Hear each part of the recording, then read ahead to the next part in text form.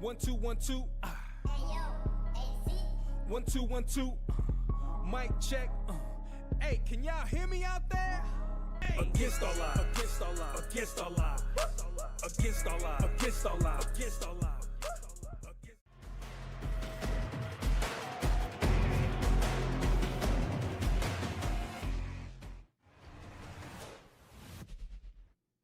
All right, good morning. Welcome to the Rise and Grind Morning Show. It's Wednesday, March 26, 2025. We're kicking today off with a birthday boy, Eric Rintamaki. Happy birthday. It's his 50th. Make sure you guys all spell it out loud and proud in the chat. Wish this dude a happy 50th. He doesn't look as old as he feels, I'm sure. But anyway, let's get it rocking and rolling today. Let's get the guys in. Good morning, Eric and Riley. Happy birthday once again to you, Eric. What's your plans for the big day? Thank you. I look 70, but I feel 50. Having some birthday cake today. My wife's going to make me a cake. I'm having my favorite dinner, and I'm just going to relax and have a fun day at home because it's a snow globe outside and I don't feel like going anywhere. It's crazy, man. It's nice and dry down here. No snow, sunny, birds chirping. Yeah. So smells like spring spirit. We've talked about a bunch about Brad Holmes and having his marshmallow and doing the marshmallow test. So I have a test for myself today. I have my blue marshmallow peeps today that I'm going to eat during the show. I'm getting my marshmallows today.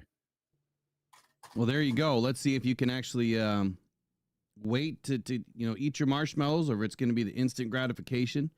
Matter of fact, another team is talking about that exact thing, which is the 49ers. We're going to talk about that in a few moments. We've got a good lineup today.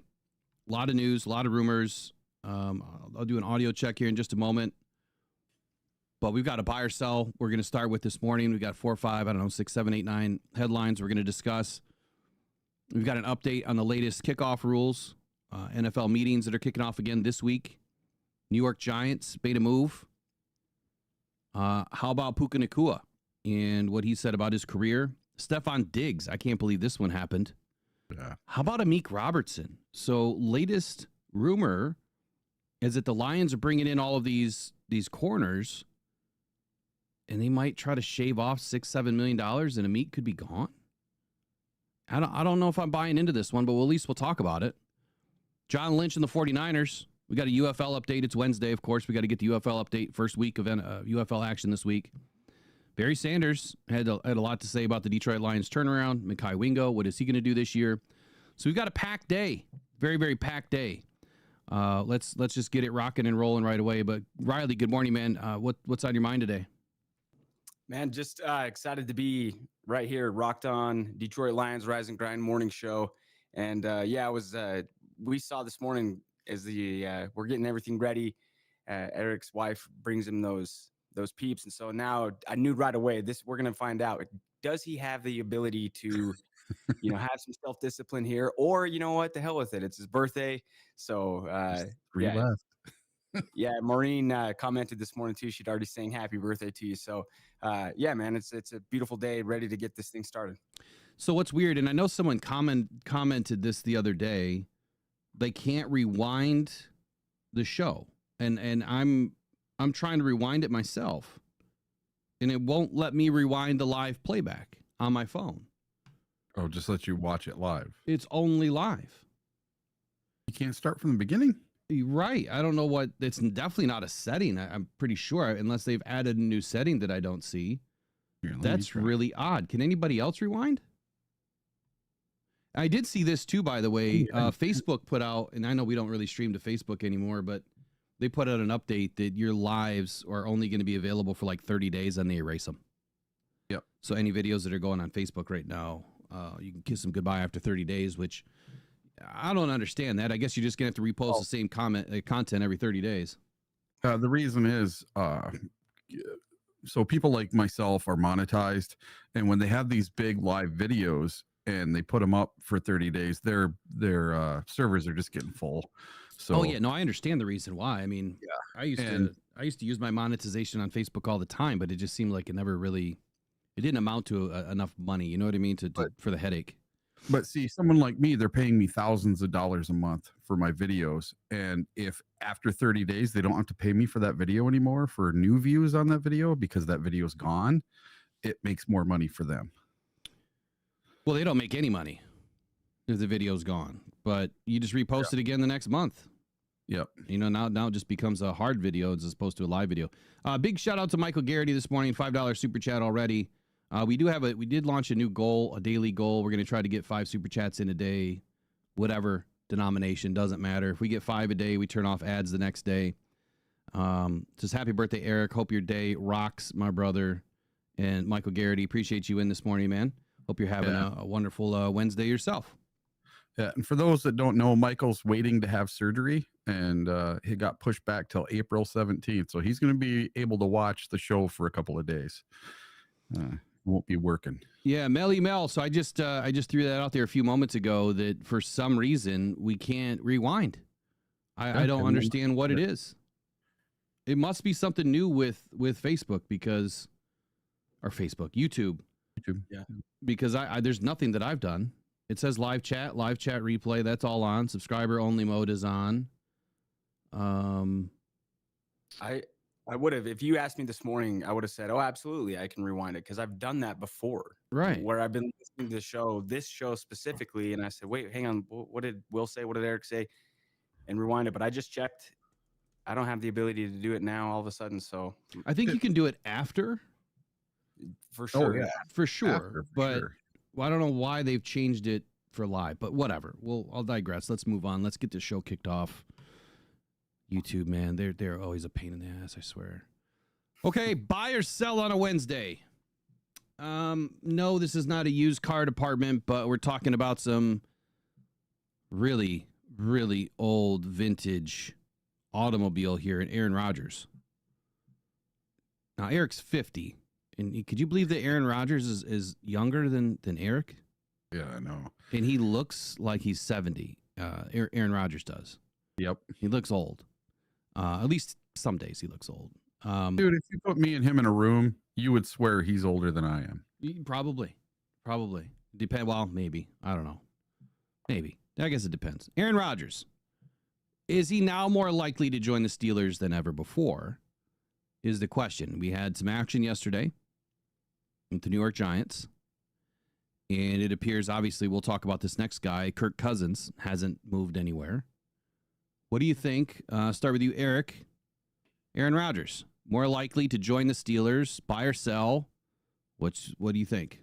I'm buying it. He's going to the Steelers, 100%. Wow, 100%er. What do you think, Riley? Yep. I think so as well. I mean, you look around the league, there's not that many spots left. And that might be the only spot where he's going to look at it and the team's going to say, yes, we'll give you that starting spot. So, yeah, I do think he ends up in Pittsburgh at this point. Ornery U of MDad, I am straight up going to make a video today, and I am using what you just said, and it is going to be about Aaron Rodgers, even though this channel really doesn't care about Aaron Rodgers. Cash for clunkers. That is Aaron Rodgers heading to the Pittsburgh Steelers. Wow, that's great.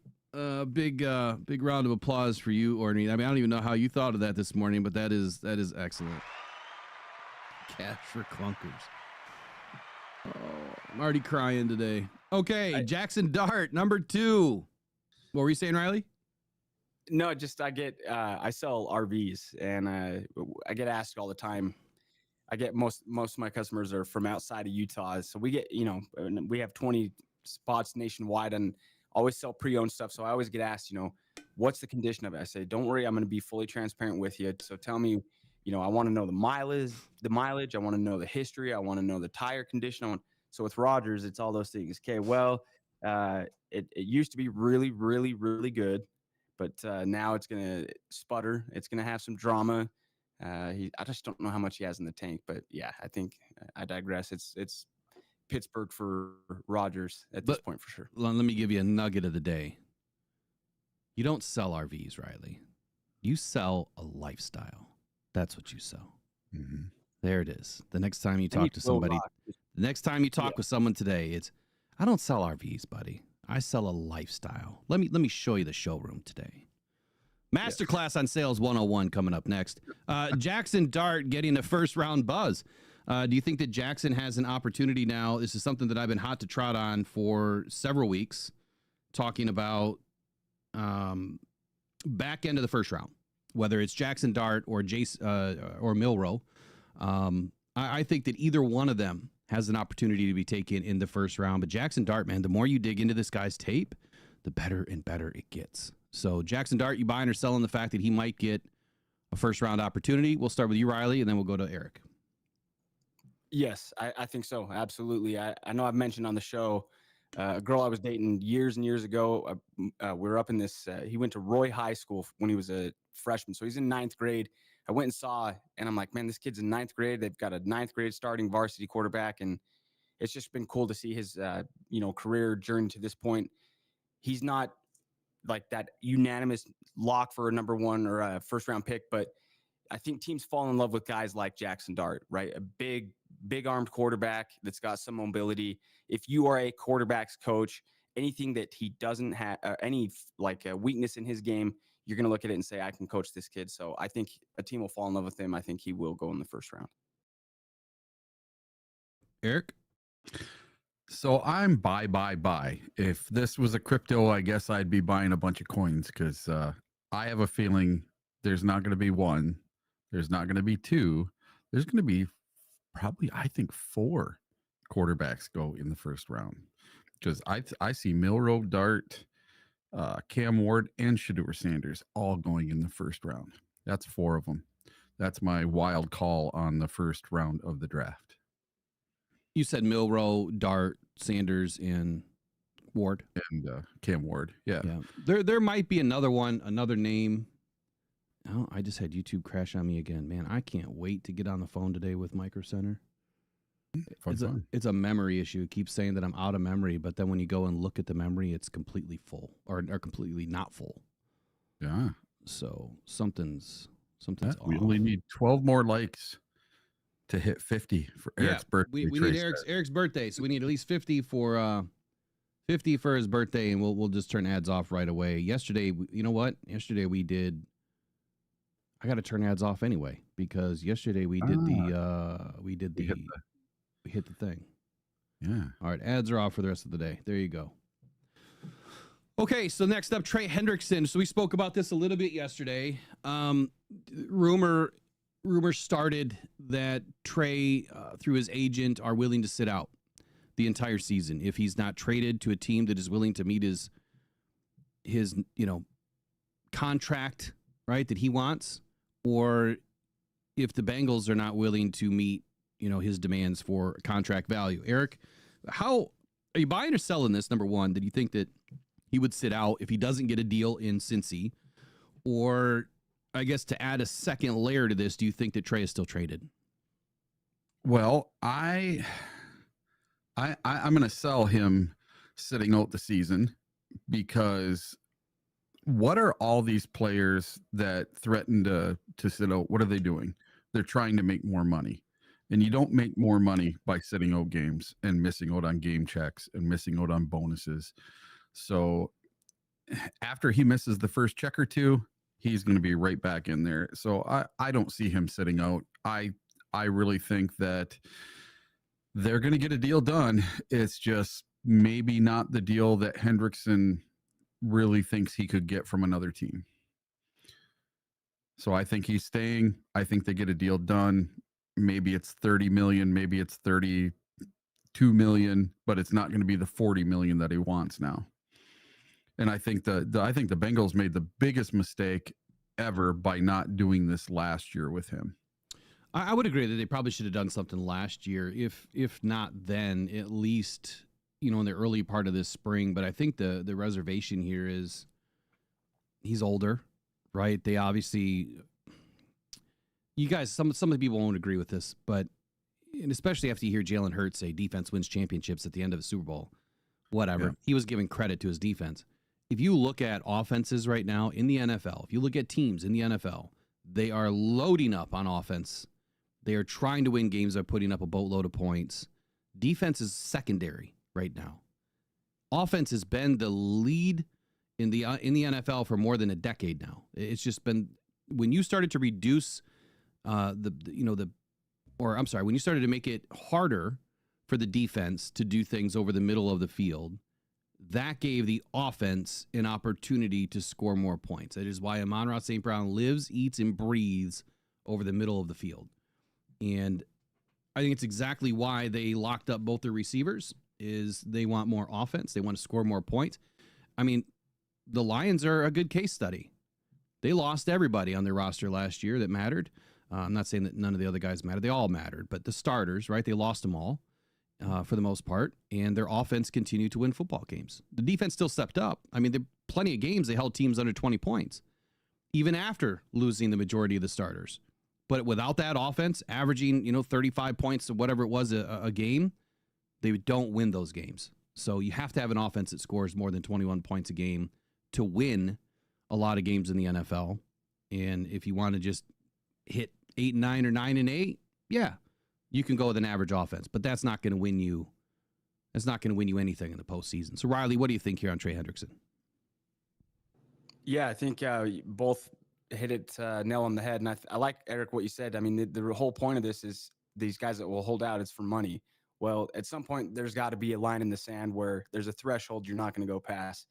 And then an agent's just going to try to tell them, hey, don't worry, I'll negotiate and get that all made back up.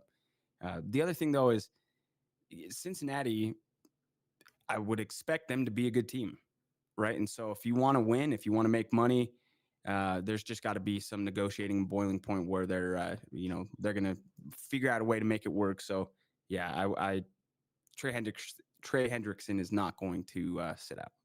I'd be stunned if he did. I guess I would be stunned too if he sat out. I think right now it's a lot of talk. Trey Hendrickson doesn't strike me as a guy that is about drama, right? He does not strike me as a guy that is willing to sit out, but I guess we have to put a little bit of validity into the fact that he's wanting a new deal and he's seeing the deals that are going around. I agree, Eric, that it's not a $40 million deal. I think that a penny over $30 million he should be happy with at this point. But I also look at, you look at the Max Crosby deal. You look at the Greg Rousseau. Someone mentioned Greg Rousseau this morning. The Greg Rousseau deal, I thought that was an extremely affordable deal. I mean, it's average like $20 million a year. That's extremely affordable. I think that when you average out the top 10 edge rusher contracts right now or defensive end contracts right now, I think $30 million is still in play for a lot of these guys. I think that you have to look at their body of work more so than they're just the latest and greatest defensive end to get a contract. I think the body of work matters. I'd rather pay someone for what they've done than what they're going to do because we know what they've done. What are they going to do? You just don't know. And I think that is a harder hill to climb to figure out exactly what they're worth. Kirk Cousins. So obviously we had some action yesterday with the New York Giants, and now Kirk Cousins is willing to wait after the draft to be traded. At least that is one of the stories coming out of the NFL yesterday. Buy or sell this one, Eric? Do you think that Kirk Cousins wants to wait? Do you think it's a good move for him to wait? Do you think that he's even going to be moved? Kirk Cousins, buy or sell that he's going to be traded after the draft or traded at all, I guess? I don't think it matters what Kirk Cousins thinks at all. I think it matters what the Atlanta Falcons think because they're going to be the team trading him. If they get it done on draft night, they get it done on draft night. If they get it done before or after, they get it done before or after. They have this massive, massive contract that they need to move off of. It's completely up to them. I don't believe that Kurt has a no trade clause in his thing. So I don't think it's up to him where he goes or when he goes. I think it's up to the club. And saying that, it doesn't matter whether he's willing to wait or not to be traded before or after the draft. So that's where I stand. I think it's completely up to the club and not up to him whatsoever. Riley? Yeah, so as I understand it, he does have a trade clause. Does he? Yeah, he does. But so it's just a tough thing with him, man. The whole reason he left Minnesota was to have clarity at the position. Well, then he goes to Atlanta and it made sense, as a fit there. And then 6 weeks later, they draft Penix Jr., and it seems clear that that's who they're going to start this year. So then he's a $27.5 million backup, which the Falcons have reportedly come out and said that they are willing to pay that. I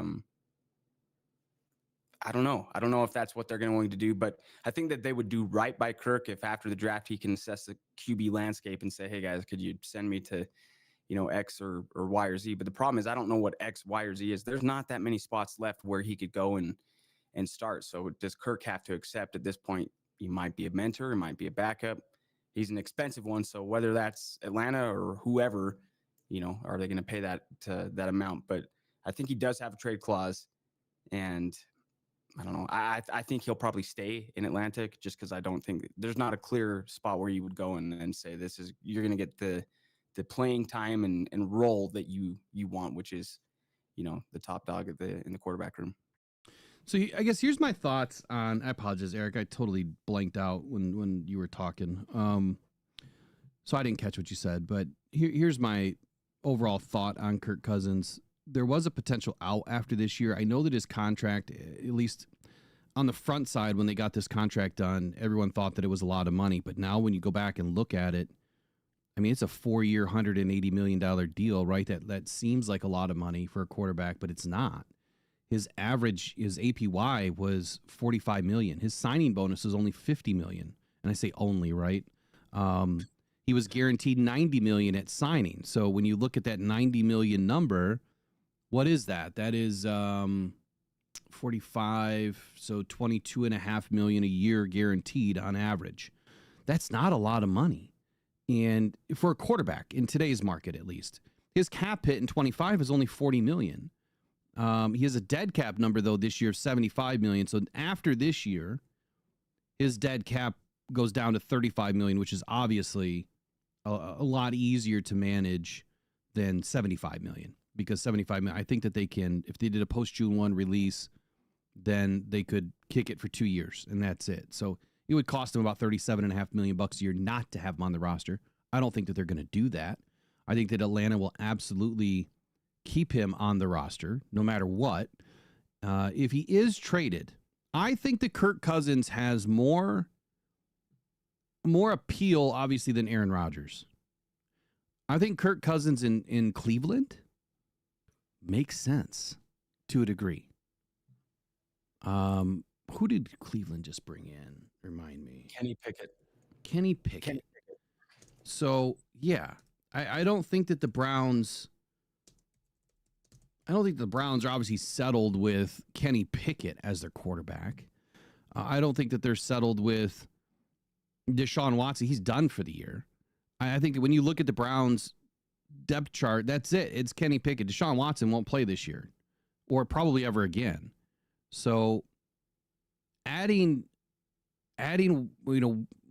Cousins to that room makes sense, but then again, the Browns don't have any money. Right, they are up against it with salary cap. So I think that the Browns opened up a little bit of cap, if I'm not mistaken, when they did this deal with Deshaun Watson. Converting some money to signing bonus. Let me just take a look. I should have done all this. I should have done all this beforehand. When they did that deal with him, that kind of cemented that he's going to be with the team, or at least they control him for a while. For who? Deshaun Watson? Yeah. No, that's just a move to open up money. I mean, why would you not want to take a $45 million check now as opposed to waiting a couple years? Give me that check now.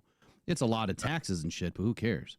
And I saw a video of Deshaun Watson working out. He's got a boot on his one foot, but he's doing the heavy ropes and all that kind of stuff. And he plans on trying to make a comeback. That is his whole plan, is to be the starter for the Cleveland Browns again. Yeah, it won't happen. $20 million is what Cleveland has currently. That's what they have. Now, could they bring in somebody like Kirk Cousins? Probably not. They'd have to do a lot of restructuring and make some things happen. So, I mean, Kirk does make a lot of sense there because they don't have a viable quarterback. Kenny Pickett is not the answer. He's definitely not the answer. So where does Kirk Cousins end up? Well, he's not going to go to the Giants now. They got their quarterback for this year, at least their bridge for this year. Who else has an open spot that makes any sense at all? Any thoughts, Riley, on who has an open spot? So Cousins, it's got to be Cleveland, Pittsburgh, or Atlanta, in my opinion. It's one of those spots. Pittsburgh, we just talked about. I think that's where Aaron Rodgers ends up. Cleveland would make sense, especially if they still planned on taking a quarterback. I'd rather have Cousins mentor my quarterback than Kenny Pickett. Kenny Pickett maybe is your third spot. So I think, yeah, Cleveland, Pittsburgh, or I think he stays put in Atlanta. Okay. So Cleveland does make sense. I don't know how they're going to work it, but they could probably work out some sort of a cap deal. Open up the cap a little bit more, or maybe they have to trade a player to make it happen. And the only reason why I'm saying that is I don't necessarily believe the Browns are taking a quarterback. I don't necessarily feel that the Titans are taking a quarterback. So I'm going to move off of this, and I'm going to go right to that. Tennessee Titans. They have not made a decision yet on their number one draft choice, as reported by multiple sources. Will they trade it? Are the Tennessee Titans moving back, buy or sell? Or will the Titans take a quarterback at number one overall, buy or sell? Eric? Sell. Cam Ward's going number one overall to the Tennessee Titans. They had 10 representatives at his pro day the other day, and he was throwing darts. I guess he had the most amazing pro day you've ever seen, and he looked absolutely amazing. He's full of confidence, and he's not full of the same confidence that Caleb Williams had last year. Not this silly, stuck on yourself, full of it confidence, pushing a bunch of BS. This is real confidence, knowing that he can do the job and he deserves to be the number one pick in the draft. And I think that is what is going to happen. I don't think it's Abdul Carter. I think that Cam Ward is going to go number one to the Tennessee Titans. Before I get to Riley, please do us a favor and like the stream if you would be so kind. Obviously, it's Eric's birthday today. We got to our 50 likes for his 50th. I appreciate that. We have over 130 people in. Let's pump this thing up. Let's get it up to 75 or 100 likes today, as we always do each and every day. We need your help for that. That's how we are able to keep ads off, is at least making YouTube happy on one half of the spectrum here. Titans, will they trade the number one pick? Will they draft a quarterback at number one? What do you think, Riley? Yeah, I think that it's... So buy or sell that they trade it, buy or sell that they actually take a quarterback if they remain at number one. Yeah, I buy that they stay, and I buy that they take a quarterback at one, for sure. This is always the time of year where you look at it and say, okay, about a month before the draft, if there's not a clear-cut number one, you knew Caleb Williams was going one last year, right? You knew that the draft that Trevor Lawrence came out, he was the guaranteed number one pick. Well, we don't have that this year, so right now is the time where you kind of put up some smoke and some mirrors and say, hey, we might be willing to move up, but I don't know that there's a dead set player that a team is saying, I'm going up to get him at number one. So I think at the end of the day, the most value will be with Tennessee staying put. And you'd love to have a surefire pick, but maybe they are coming around to Cam Ward being that. So I think it's more likely that they stay and that they select Cam Ward number one. Okay. You guys all know that I have been saying since day one, a lot of these teams should move back. I think that everyone in the top five of this draft should at least give it the old college try to back up a little bit. If you're at one and you can stay in the top five, you win.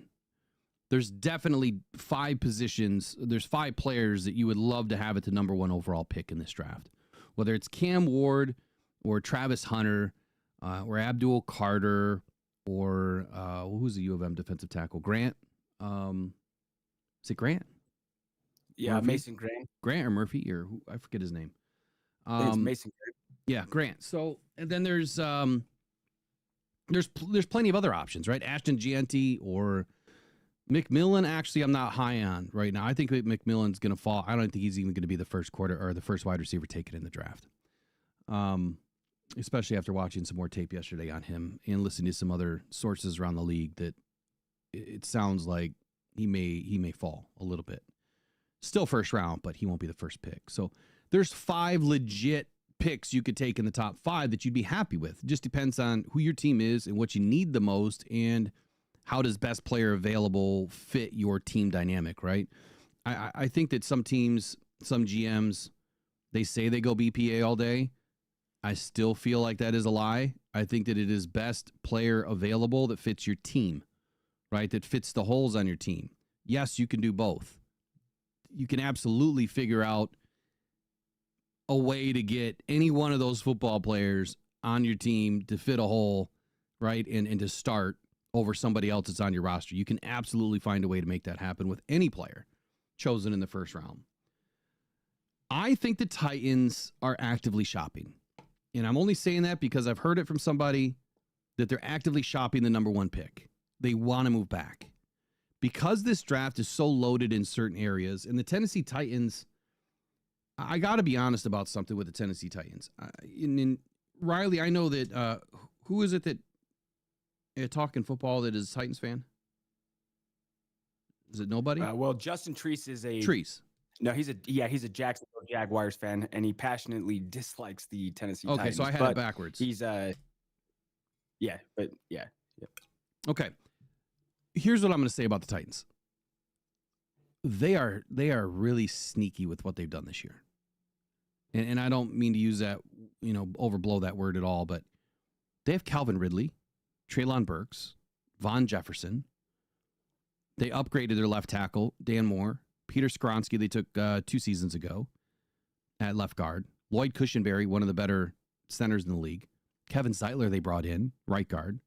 J.C. Latham, they brought in last year in the draft.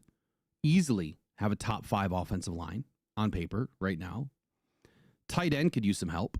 I think that the Tennessee Titans are looking at taking a tight end. They have Chig Okonkwo. I don't know. Butchered the name. Whatever. They don't have anybody at tight end. Let's just put it that way. But quarterback, Will Levis and Brandon Allen, clear deficiencies on that roster. But when you look at the rest of this roster, if I were to say on the offensive side of the football that they needed any help at all, it's quarterback, tight end, and running back. Tony Pollard can definitely bridge this year. Will Levis could bridge this year. Tight end, you want an upgrade. Does that mean that you take Tyler Warren over a Cam Ward? Absolutely not. But that does mean maybe in the second round, or if you trade back and you gain some picks, well, now you have a shot at a Colston Loveland. Now you have a shot at Arorio. You have a shot at bringing in some really good football players. Defensive side of the football, they brought in Sebastian Joseph Day, who was rumored to be on the Lions' radar during the first week of free agency. He ended up going to the Titans pretty quickly. That was a big surprise. He's not a game changer, but I think he's still pretty good. Trevonde Sweat they brought in last year. They still have Jeffrey Simmons at defensive tackle. Draymond Jones and Cody Barton they brought in for left outside and inside linebacker roles. Inside linebacker, right side, Otis Reese, 2023. I'm not so sure that he's the answer there, but they still have Arden Key. They have L'Jarius Sneed on the outside, Amani Hooker at strong safety, Xavier Woods at free safety, Jarvis Brownlee at right corner, and Roger McCreary at nickelback. Could they use some more depth? Absolutely. But right now they're starting probably 18 out of 22 is solid. The Titans are going to be players this year. Even though they got the snot kicked out of them last year, they're going to be players this year. Mark my words, they're the biggest mover from last year. Like a worst to first type of category or conversation, excuse me. I don't think it's exactly that, but I think that they're going to be moving up quite a bit. And I don't think that happens with taking Cam Ward. I think that more or less happens by taking a defensive end, Abdul Carter, and strengthening your defense. When your offense still needs a quarterback, you go defense, right? They could still get a quarterback. They could get Jackson Dart in this draft easily by moving up into the first round. I think the Tennessee Titans are going to be players in trying to move out of number 1 to stack picks. Smart teams do that. You could disagree with me. That's okay. I don't get everything right all the time, but I will say on this one, I feel more confident. The Tennessee Titans are going to be moving back a little bit. So do you think that the player that a team would be trading up for most likely would be Abdul Carter? Well, they don't have to move up, right? I think that if they move back, let's just say, so who's at 3? The Giants? The Giants. Yep. Yeah, so let's just say the Giants, the Jets, or the Raiders, which I think the Raiders have a lot of picks this year. Let's say one of them wants to move up. Because they're also actively shopping is number 2, the Browns. They are also actively shopping right now. They want to move back. That is a spot where the Lions could land if they really want to do something crazy in the draft. The Browns are shopping 2, which means the Titans are shopping 1, and both of them could move back this year. I think it's a smart play, but to answer your question, if they stay in the top 5, why would they be disappointed with bringing in Abdul Carter or Travis Hunter? They could be there at 5. Possibly, especially if teams move up and 2 quarterbacks go off the board. Well, then it's Abdul Carter at 3, Travis Hunter at 4. Who's at 5? Who would you take at 5? Probably that Mason Graham. Right. If I'm not Yeah, mistaken. Mason Graham. That's it, not Grant. Would you be mad at bringing in Graham versus Abdul Carter? Absolutely not.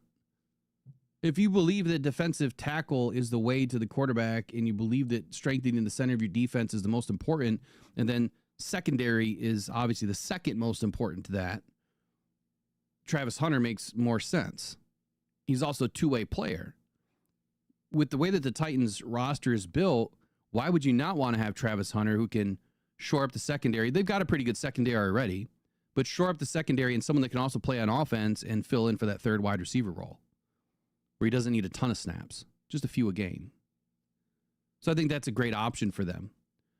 All I'm saying, whether they back up or not, that would be the play for the Titans because they can still get Milroe, they can still get Jackson Dart later in this draft. Unless someone really values Jackson Dart like I do, he might go top 10, which means someone's going to trade for him. I think the only way that the Jackson Dart goes in top 10 is someone moved up. So anyway, the last guy here. So since we're talking about quarterbacks, Shedeur Sanders, buy or sell on his floor, that it's likely the floor means the earliest he's going to be taken is 7th overall unless the team trades up to get him, or he's not taken in the top 10 at all. I think the way that this draft is shaping up to be right now, there's been a lot of conversation about Shedeur Sanders not even being in the first round, which is blasphemy. He's going to get taken in the first round. I just question if there's a couple of moves early, I think Shedeur is probably taken after the 10th pick. So I'm going to buy that he's not a top 10 pick, that he's taken at 10 or, I'm sorry, he's not a top 9 pick. He's taken at 10 or later. Someone's going to move around to get him. Then they're going to move around to get him earlier than the 7th pick. So Shedeur Sanders, floor is the 7th pick overall, or he's not taken in the top 10 at all. Eric. Not top 10. And I'm gonna put a monkey wrench in here. I'm gonna say Milroe or Dart go ahead of Shedeur Sanders. Just because of all the drama. This guy, he's got all the talent in the world too, but he reminds me of Caleb Williams, kind of not in the sense that he's bad cocky, but in the sense that he's bringing a lot of drama with him. I think because of his father and the situation he's coming from, you know, his dad already talking about the teams that he wants him to go to or not go to. Dude, you're entering the draft. You're going to go to a bad team. You're going to get a chance to play because you're one of the consensus top quarterbacks in the draft, and it's going to happen. I wish they just let the process play out instead of, oh, I want him to go here, I don't want him to go there kind of stuff. Like, you know, that's the same kind of stuff that Caleb Williams' dad did, and I didn't care for that either. So it just gives me Caleb Williams vibes. So I'm going to say that either Jackson Dart or Milroe go ahead of Shedeur Sanders because of that. Wow, you think that Milroe's going to go ahead of him? Yeah, one of those two. Hey, he ran a 4.37 the other day. Yeah, I know, but I think I didn't see Shedeur doing that. No, but speed is part of it, right? But I mean, I obviously I'll agree to disagree. I don't think the Milroe is going to be taken in front of Sanders.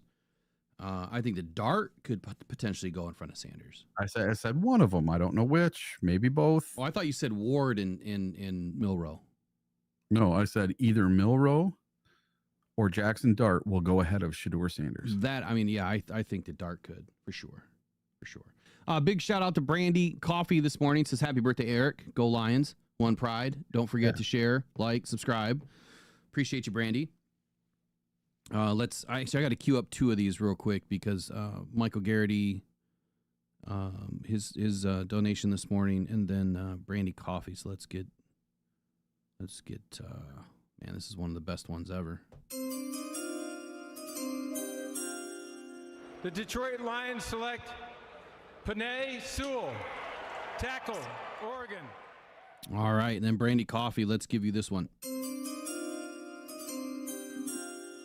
The Detroit Lions select Aiden Hutchison, defensive end, Michigan. All right, that was it for buy or sell. Took a hell of a lot longer than I expected. Eric, what is the update on the kickoff rules? One more thing before we get to that. I did a little research here while one of you guys was talking, and I did the top 10 average per year salaries in the NFL for edge rushers, and did an average. It's $29.685 million.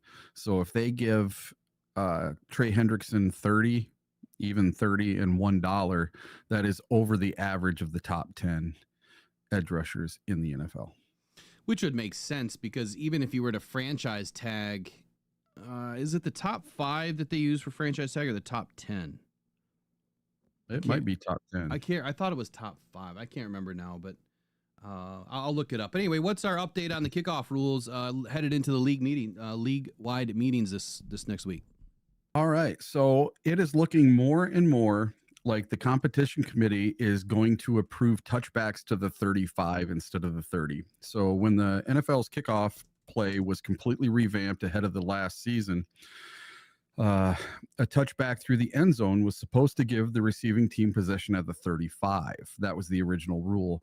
And that was changed to the 30 due to lack of votes. In order for the rule to be changed this year to 35, at least 24 owners would have to approve it. But now it seems moving the touchback to the 35 will pass when the owners meet later this week. There have been numerous potential tweaks to kickoffs discussed over the past few weeks, but for now, moving the touchback to the 35 in order to encourage more returns seems to have the most momentum.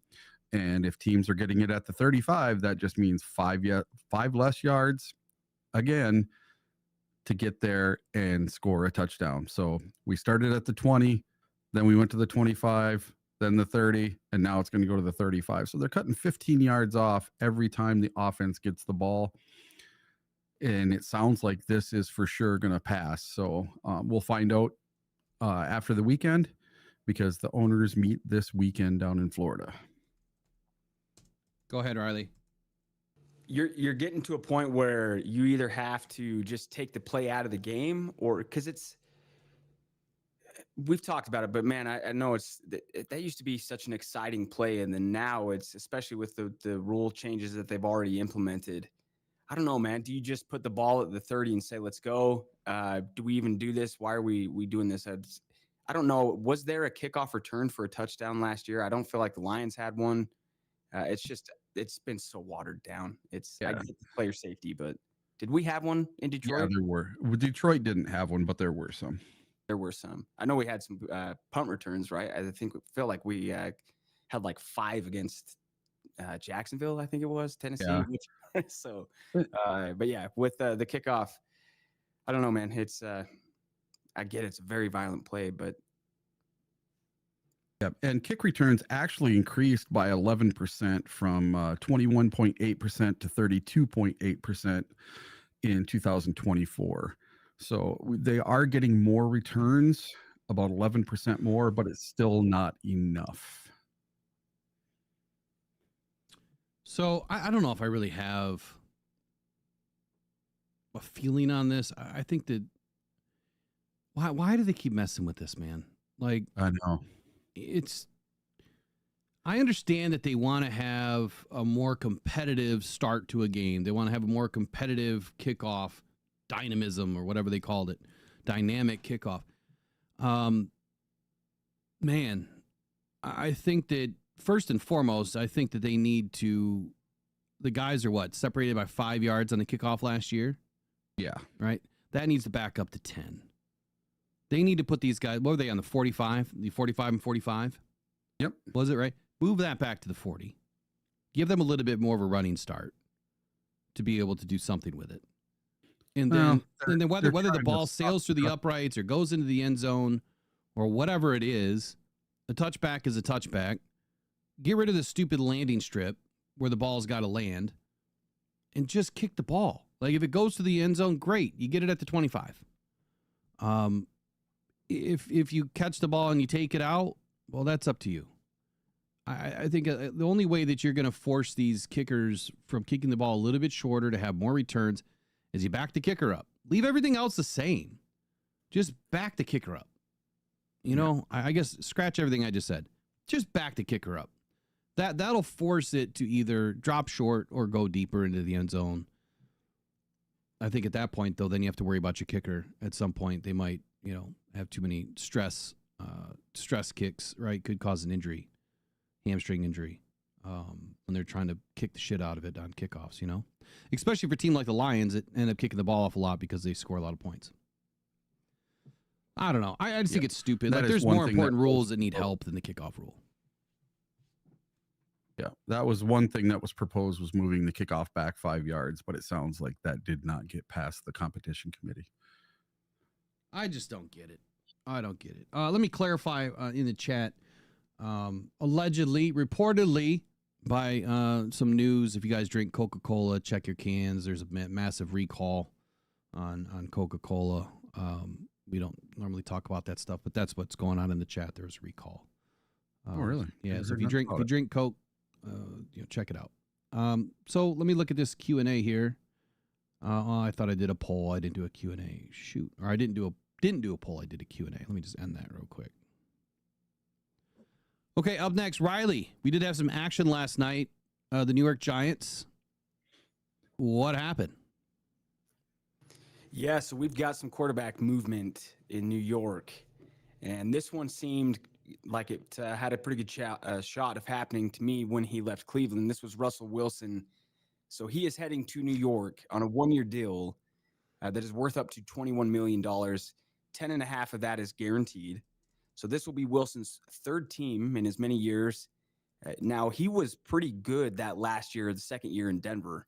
I know because I have a good friend and coworker, Jeff Gaylor, who's a big Broncos fan, and that year when the Lions played them, actually, they were on a good roll there where had they beaten the Lions, they would have been right there with the Chiefs. So you're kind of looking at, man, that Wilson's got him in a good spot.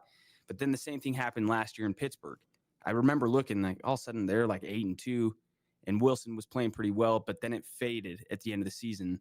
So clearly these teams don't feel like he's got enough to offer him to keep him around. So third team in 3 years. This is a player who is past his prime. But the question now is, did the Giants bring in Russell Wilson to be a mentor? Does this preclude them from taking a quarterback? I think there's an argument to make both ways with it. But Will, what are your thoughts? Does the fact that the Giants signed Russell Wilson, do you think that means that they are still looking at taking a quarterback, or they're going to punt on that for this coming season? So again, very early in my mock draft process, you can go back and listen to number 1. I said that all of these teams at the very beginning of this draft should be trading back. I think that it makes too much sense. If you want to rebuild this team, rebuild any team, I don't care what team you are, you need draft picks, and you need early draft picks in the first 3 rounds. What is the best way to gain a bunch of draft picks? You're the number 3 overall. Number one obviously is going to garner the most, but pretty much the compensation for the first 5 picks is about the same, depending on where you're moving from. But if any team wants to get the number 3 overall, it's going to be a pick swap at a minimum. It'll probably be an extra first-round pick and potentially a third-round pick, and maybe even more. So if you're pick swapping and gaining a first next year and a third-round pick this year, probably a 5th-round pick in 2026, so a first and a 5th in 26, and then a pick swap and a 3rd in 25, why wouldn't you take that? depending on where you're going, right? If you're staying within the top 10, 1,000%, give it to me. If you're staying within the top 15, I'd still do it. That might cost a little bit more. If you're staying in the top 20, then I might start to question it in any other draft but this draft. This draft is so deep for defensive football players and receivers and tight ends that it almost makes too much sense. You'd be stupid not to take an opportunity to back up. So like I've been saying this entire time, now they have Russell Wilson, who can definitely bridge your year. And you could limp through the year with Russell Wilson 1,000%. I mean, he didn't have the greatest season last year. I think that the Steelers made a big mistake by not starting Justin Fields after week 5 or after week 4. But now they're both gone, right? So I think that the Giants would be smart to trade back, and I think that that's what they're looking at. I don't have any sources on this one. This is just my 2 cents. I think that they're looking to move back. And if they're not looking to move back, they're not taking a quarterback, because why would you take a quarterback when there's all of these amazing players available in next year's draft? That's what I would punt to. Next year's draft, you are looking at some significant talent at the quarterback position coming in. So that's my answer. Eric? I think this is a good move for the Giants. I don't see where they're hold on a not- sec. Hold on. Yeah. I go back and listen We someone's playing something. to a lot that both Will and Eric are on, and times Riley? Will say, Oh, Riley's talking. Riley's talking, but I can't hear him. I Yeah, know me neither. back, Barely. heard it. Riley, can you hear us? Riley, you can't hear us? Did none of that go through? No, now Oh. it did. Now we can hear you. Now I can hear you. You must have been muted.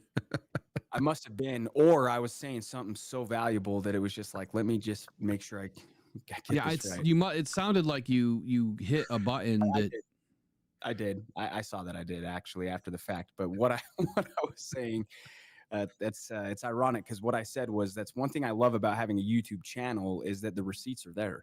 Yeah. A lot of times I've gone back and listened to the older videos. So some with Will and Eric, some with just Will by himself. But like when you said, Will, at the start of that thing, you've said it since the first time you did a mock draft. The receipts are there. You can go back and watch them. So it's just one of the many things I love about Rocked On Detroit Lions. it would be great if I had some more video helpers. So if you guys, if you're video editors, you're looking to do some video editing, if you have a child or, a young adult that's in college looking to do an internship, I'm looking for some help in video editing. We're also looking for aspiring podcasters with any type of a channel. So if you are interested, just email me at mailbag@rockedon.com. We'll get you guys set up. And there's also commission opportunities for video editing, even for an internship. Normally internships are unpaid, but there's commission opportunities. So next year, you're looking at way more opportunity in the quarterback position, like I've been saying. You've got Arch Manning, I think, at the top of the list. Drew Aller out of Penn State. Lenora Sellers. Who else? Sam Levitt. Jackson Arnold. Carson Beck. And there'll be more. There'll definitely be more. But there's more opportunity next year, I think, for some of these teams. The problem is you may not be in the top 5 next year. That's the problem. So you need to have some draft picks to be able to move back up. Furthermore, as far as the Giants go, though, look, Russell Wilson was reportedly on the Giants' radar as early as last offseason. So they were trying to get something done before the Steelers were trying to get something done. I think that, he's fresh off a very uneven 24 campaign with the Steelers, in which he went 6-6 as a starter, including the playoffs.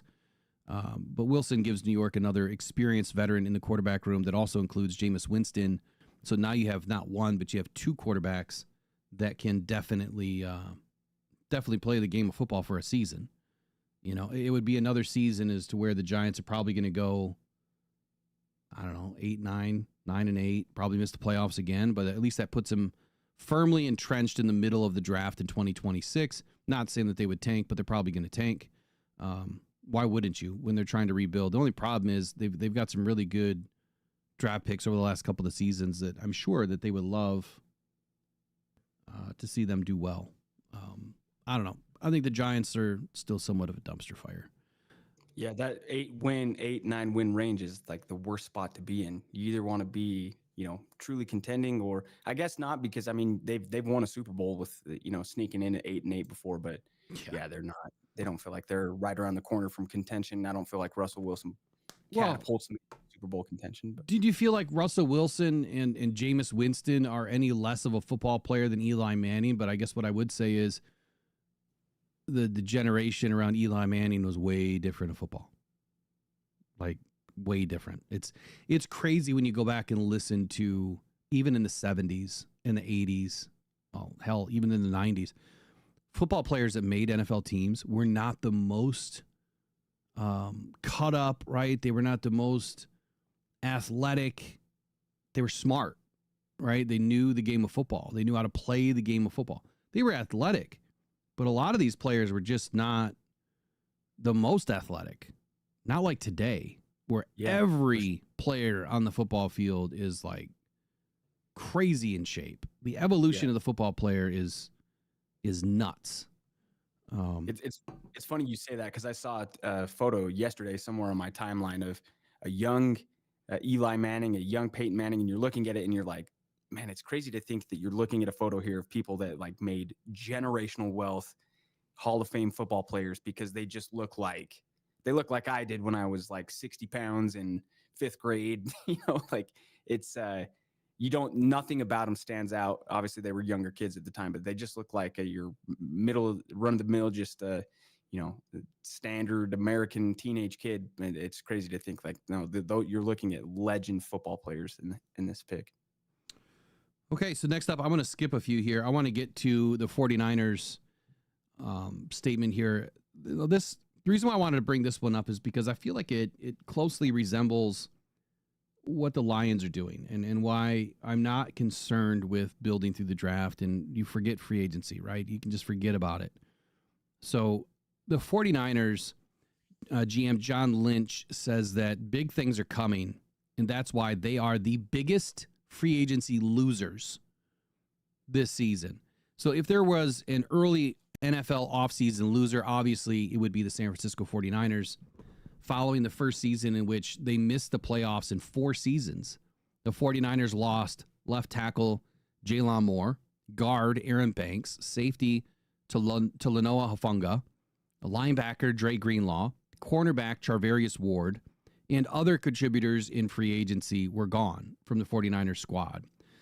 They've also traded wide receiver Deebo Samuel to the Washington Commanders. Brandon Ayuk is also on the trade block. The 49ers defensive line will also look very different, as Javon Hargrave and Malik Collins and Leonard Floyd are no longer on the roster. It is like a funeral in San Francisco. They've lost everybody. But this is what John Lynch said. He said, quote, "We've got this thing called the draft, and we've got a lot of picks. And I think that the thing fans should know is we have a plan, and we're going to execute that plan, and we're excited about the opportunity." Again, the reason why I bring this up is you've had a lot of Lions fans that are upset. Lions didn't take a defensive end, and they didn't spend $30 million on defensive end, and they didn't do X, Y, and Z in free agency.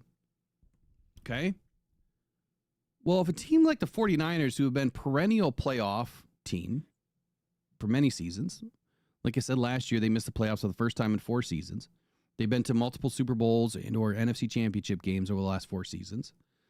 Why would you expect anything different out of the Detroit Lions, who are building their team, right? The San Francisco 49ers have been building their team through the draft. They play the comp game better than anybody else. They bring in coaches that they're able to maximize the Rooney Rule for. I feel like they do that by purpose. I feel like they're doing everything right to a degree of what's good for their team. And what's good for most teams is to build through the draft. So John Lynch also said that last year we had such a good roster. I think we doubled down and said, let's go for this thing. And we kind of pushed all the chips in, knowing that at some point you're gonna have to have that reset. And this year was the year. So guys like Leonard Floyd and Malik, believe me, their impact was felt. They were great. It was nothing they did wrong. We just felt like it was the time to do it, and we're excited about what we can add and replenish. Now, that statement to me is impactful because for all the fans out there that think that the Lions are in this window and the window is wide open, but it's going to slam shut in the next year or two, like John Lynch just said, we went all in, and now we have to reset. Whether you believe me or not, I'm going to tell you right now that if the Lions pushed all in this year and did exactly what some of you wanted, which is to spend a boatload of money on a defensive end position and a linebacker, which a lot of people were, clamoring for a linebacker, the reset button would have been hit next year, without a doubt, because there's no way you're going to extend players like J-Mo or Aiden or any of the other 2023 guys that are coming up. I don't think that you want that. And I think that you would have felt that impact much harder than what you're feeling right now, which is a very steady, consistent off-season plan. Same plan that the Lions have been doing since day one that they came in. And I feel that this team is better than it was last year at this time. And it's going to get better after the draft. We still have the draft, right? We don't really know how good this team is going to be until after the draft. I think we have a good idea that this is a top 10 team in the NFL right now. Top 10. I'll give them that. Probably better, but top 10 at a minimum. So with that said, if another general manager by the name of John Lynch, who honestly has been one of the best GMs in the league, the 49ers have been one of the best teams in the league. If he's saying this, why do Lions fans have such a hard time understanding that this process that Brad Holmes is doing works? And not only does it work, but if you go too far too fast in free agency, you're going to have to hit the reset button, which is going to set you back a couple of years. Not saying that the 49ers are going to be set back a couple of years, but I think it's going to be 2026 before they field their next playoff team. I don't think they're making the playoffs this year. So, Eric, I'll start with you, and then we'll shoot down to Riley. Mm-hmm. Yeah, 49ers are in a complete reset. I think they are, for the first time in John Lynch's tenure with the 49ers, in rebuild mode. This is an actual tear it down to the studs. You're going to have to start over. You have to figure out a way to pay Brock Purdy. And there have been rumors that Brock Purdy is looking for $58 to $68 million a year average on this new contract. He's in the last year of his contract. And I don't know if his agent lets him play this year if a contract doesn't get done before the season. That's one where I think he does hold out if he doesn't get a new contract. So everything kind of boils down to that. And poor John Lynch is left to pick up the pieces because half of his team just left in free agency because they couldn't afford them anymore. And they're trying to make room to get old Brock Purdy signed because they think he is the messiah of the 49ers. Personally, I don't think if I was them, I would just draft a new quarterback this year, start over, do a complete rebuild, let Brock go wherever Brock wants to go. He's going to be too expensive. I see. I think Brock stays. So we'll agree to disagree on that one. Mm-hmm. I don't think that Brock's going to get $60 million. No way. No way does Mr. Irrelevant go from Mr. Irrelevant to a $60 million quarterback. I think that if he gets 45, 50 million, he'll be happy with that. They can start to franchise tag the guy. Earlier when I said something about the franchise tag, I looked it up, and it is the top 5. Was it the top 5 contracts over the last 5 years? Mm-hmm. Is how they do that. So when I look at franchise tags, the franchise tag amount right now for a quarterback is $40.24 million. So they can definitely tag him. Is Brock going to sit at $40 million? Probably not. It's fully guaranteed too. But I think it's past the point of being able to tag him. No, I'm talking about next year. Oh, okay. Yeah, next year. Brock Purdy's under contract this year. Correct? Yes. He has to be. Is last year. Yeah, it has to be. So is he going to sit out this year because he's only making about $3-4 million bucks? I don't know. Actually, his cap hit is $5.3 million this year. It's crazy how much he's done, and he's made $1 million bucks or less the last 3 seasons. Yeah, that's insanity to me. But this year he's worth 5.3. He's definitely worth an extension. But next year they could franchise him if they don't get a deal done. I think they'll get a deal done. But like we've seen in years past, you can just mark it in your calendar. I think that a lot of the extensions, they get done in June, like the end of May, first part of June. That's where you start to see all the extensions happen. And then the next biggest wave is either right before summer camp or after 53 cuts before you go into the preseason. Before you go into the regular season. That's where you start to see another small wave of extensions getting done. So they got tons of time. They got tons of time to get them done. I think it'll happen. But I hear you. Why not just start over? But what has Brad Holmes always told us? You're exactly right. It's easier to get worse. Yes. It's so much easier to get worse at quarterback.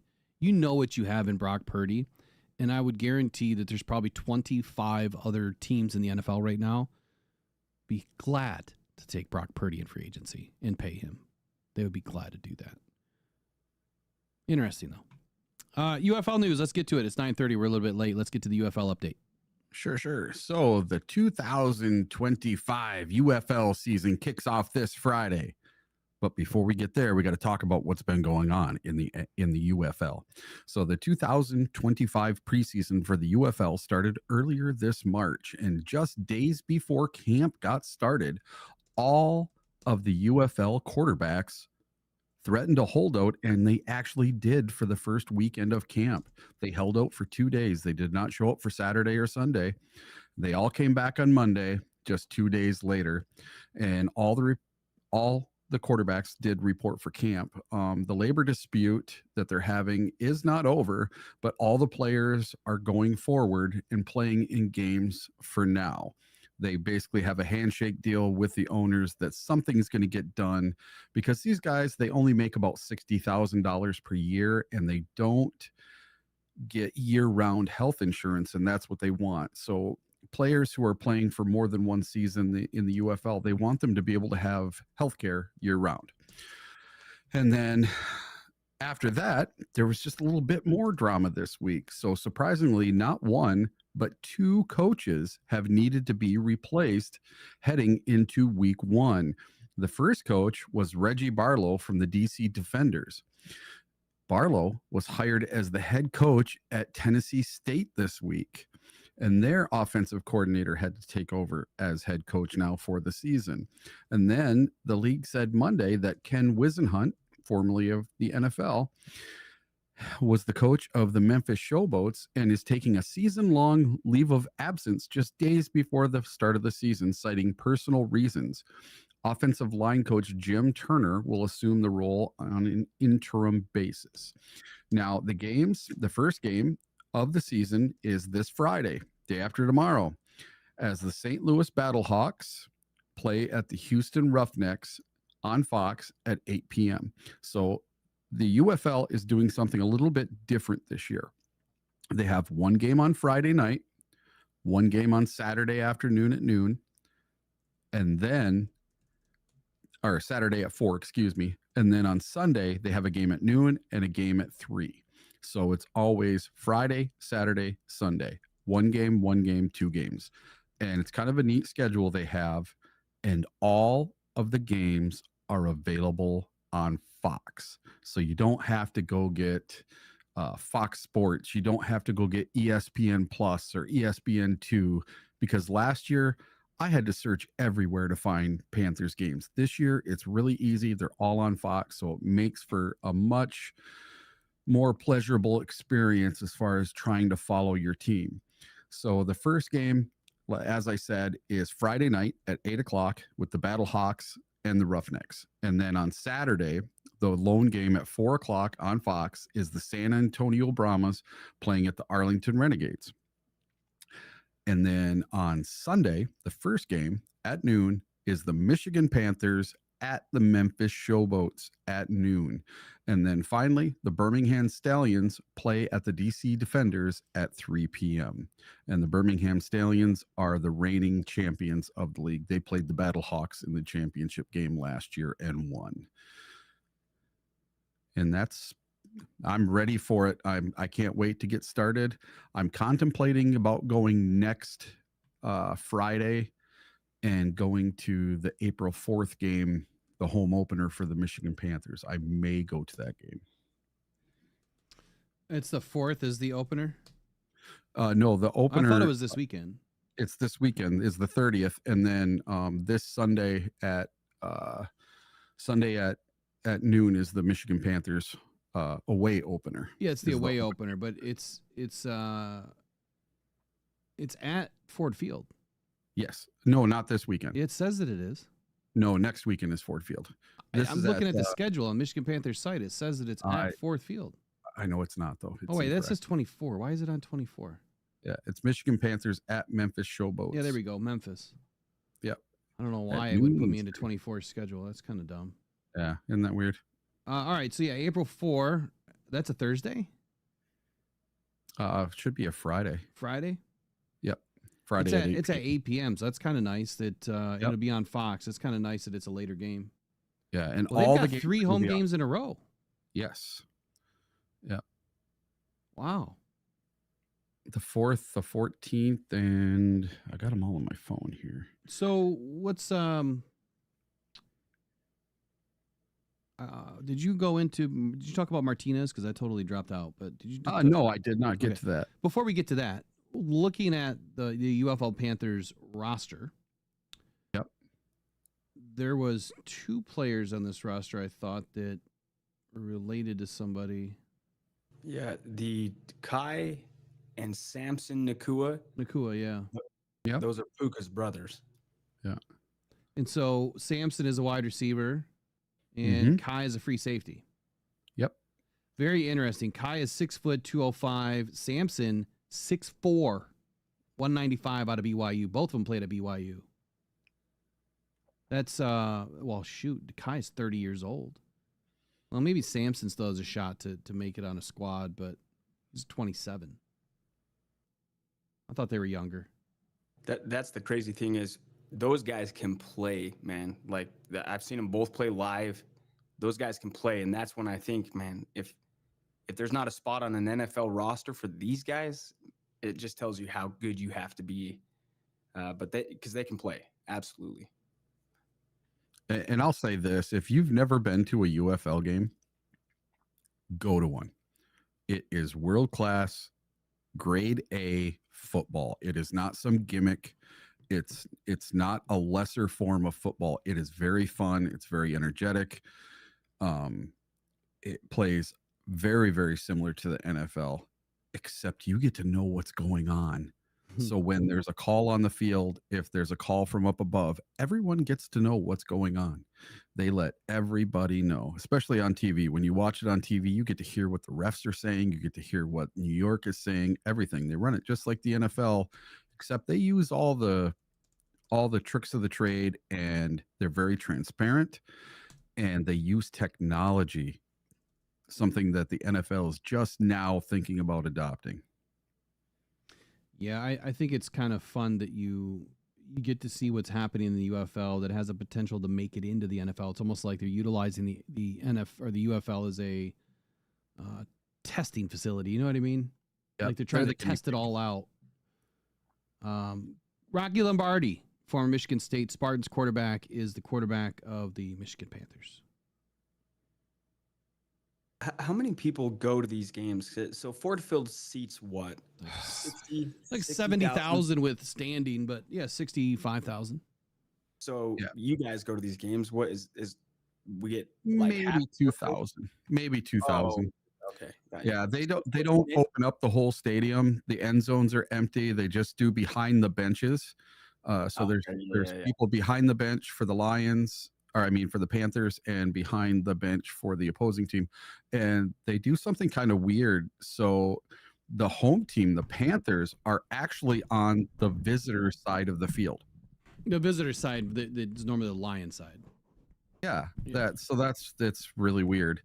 And I they think it's only weird. sell- It's weird because we're used to it that way, but yeah, and they sell the 100 sections. That's it. They don't sell anything in the second or the third tier for seats. And seats start as low as $20. It's so cheap to go. I sat front row and I paid $56 to sit in the front row on the 50-yard line. It's cheap. It's $250 for season tickets. they don't even really Next check year- your tickets. Yeah, What's that? they don't really check your tickets. As far as I know, I've went sat right down in front a bunch of times. Didn't matter. All right, so There's- UFL update part 2. All right. So ex-Lions quarterback makes a big bet on himself in the offseason.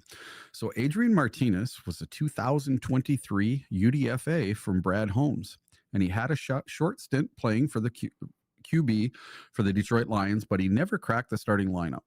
He then left the NFL for the UFL in 2024 after just one season in the NFL. Martinez had a huge season for the Birmingham Stallions in 2024, leading the team to a 25-0 win over the San Antonio Brahmas in the inaugural United Football League Championship. So the UFL Championship, he won it. Martinez was named MVP of the title game and of the entire league for its first season, but chose not to return in 2025. Instead, the former Nebraska and Kansas State quarterback signed a futures contract with none other than the New York Jets. Martinez spent the 2024 season on the Jets practice squad and chose the risk of competing for an NFL roster spot over a starting position in the UFL. He could have he could have a bigger advantage this season, getting to spend an entire offseason with the Jets rather than an abbreviated stint like last year. So Martinez will have familiarity with both the Jets' new head coach, Aaron Glenn, and offensive coordinator Tanner Engstrand, having worked with both of them when he was with the Detroit Lions. So what do you think about Martinez betting on himself, Will? I liked Martinez when we got to watch him at camp. He just had a different pop on the ball, and I still don't understand how he doesn't make a roster over Nate Sudfeld. Right, And he's mobile. And he's mobile. I think that was a catastrophic failure by Brad Holmes. Very, very few times can I say that he's made a huge mistake. I think that was a huge mistake. I think that Martinez had way more upside. Now, he didn't have the experience, which obviously when you're down to 2 quarterbacks, you need someone with experience, right? Someone that can actually, that knows the game at the professional level, which Nate Sudfeld had. That's the only reason why I think he makes the roster. He was in Jared Goff's ear. He was obviously good with Jared. Same thing we're saying about, Kyle Allen right now. But losing Martinez and then watching what he did in the UFL last year, I know it doesn't translate because it's the UFL, not the NFL. But I think it was still a catastrophic failure. We should have never let him go. So now he's with the Jets. Is that what I'm hearing? Yeah. What the hell? Obviously, Aaron Glenn saw enough out of the kid. Riley, what do you think? Yeah, exactly. And so that's the move that you are going to make if you're Martinez. You're going to go somewhere where there's some familiarity. Who knows? Maybe Aaron Glenn himself texted him or called him, said, "Hey man, what do you think about coming out and signing here?" And if you're Martinez, say less. All right, I'll sign. I'll be out there. Right. Yeah, it's a pretty simple transaction there. So hopefully he goes and does well. Well, he was actually on the Jets practice squad for last season. And then after the season, he signed a futures contract to be on the team again this year. Yeah. Okay. Yeah, I'm sorry. He was on whose squad last year? The Jets. Yeah. Oh, he was So on their he- squad last year Yep. after the season. Yeah. So with this new incoming coaching staff, he's kind of got a leg up with them. That's what I'm saying. That even though he was on the Jets last year on their practice squad, he didn't get any games, but he was on the practice squad. And that was with the former coaching staff. Now this new coaching staff comes in, and voila, they had already signed him to a futures contract. So they have his control of him again for this season. And he's got the fast track to knowing some of the offense and helping the other quarterbacks. So I think he sticks around, whether he's a backup quarterback or a emergency third quarterback or somebody on their practice squad. I think he sticks around just for those reasons, that he has familiarity with Tanner and knowing some of the offense that Tanner might bring to the Jets. And Yeah, it Justin makes Fields sense. is their guy now, right? And we know Justin Fields doesn't have a track record of locking in and having a death grip on that starting position. So, yeah, it makes sense for Martinez. Not saying that Fields won't start, but if you're Martinez, you're thinking, where would I at least have a shot of playing?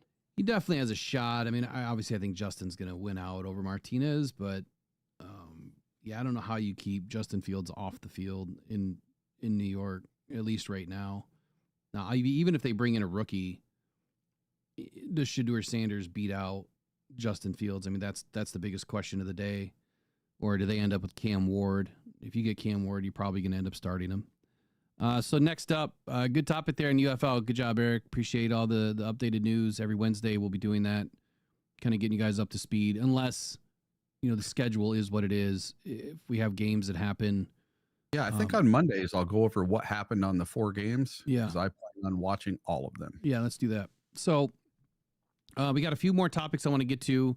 Number one, let's start with Sam Laporta, and then I'm going to get into the AMIK Robertson trade.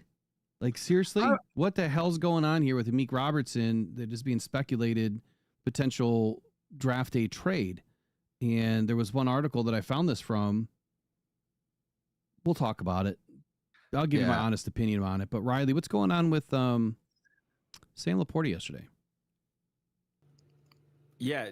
Do you have a thought, Eric? You were saying? I want to know where the heck this AMIK Robertson thing came from. Well, you'll find out in a moment. Yeah. Oh, man. That'll be good. But yeah, so Sam Laporta, he is in Mexico this week for the NFLPA Classic Golf Tournament. He sat down with Kay Adams.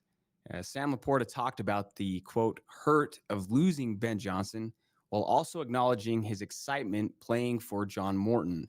Now, Will, you mentioned on the Rise and Grind Morning Show just yesterday that you are not at all concerned about the Lions offense possibly taking a step back this coming season.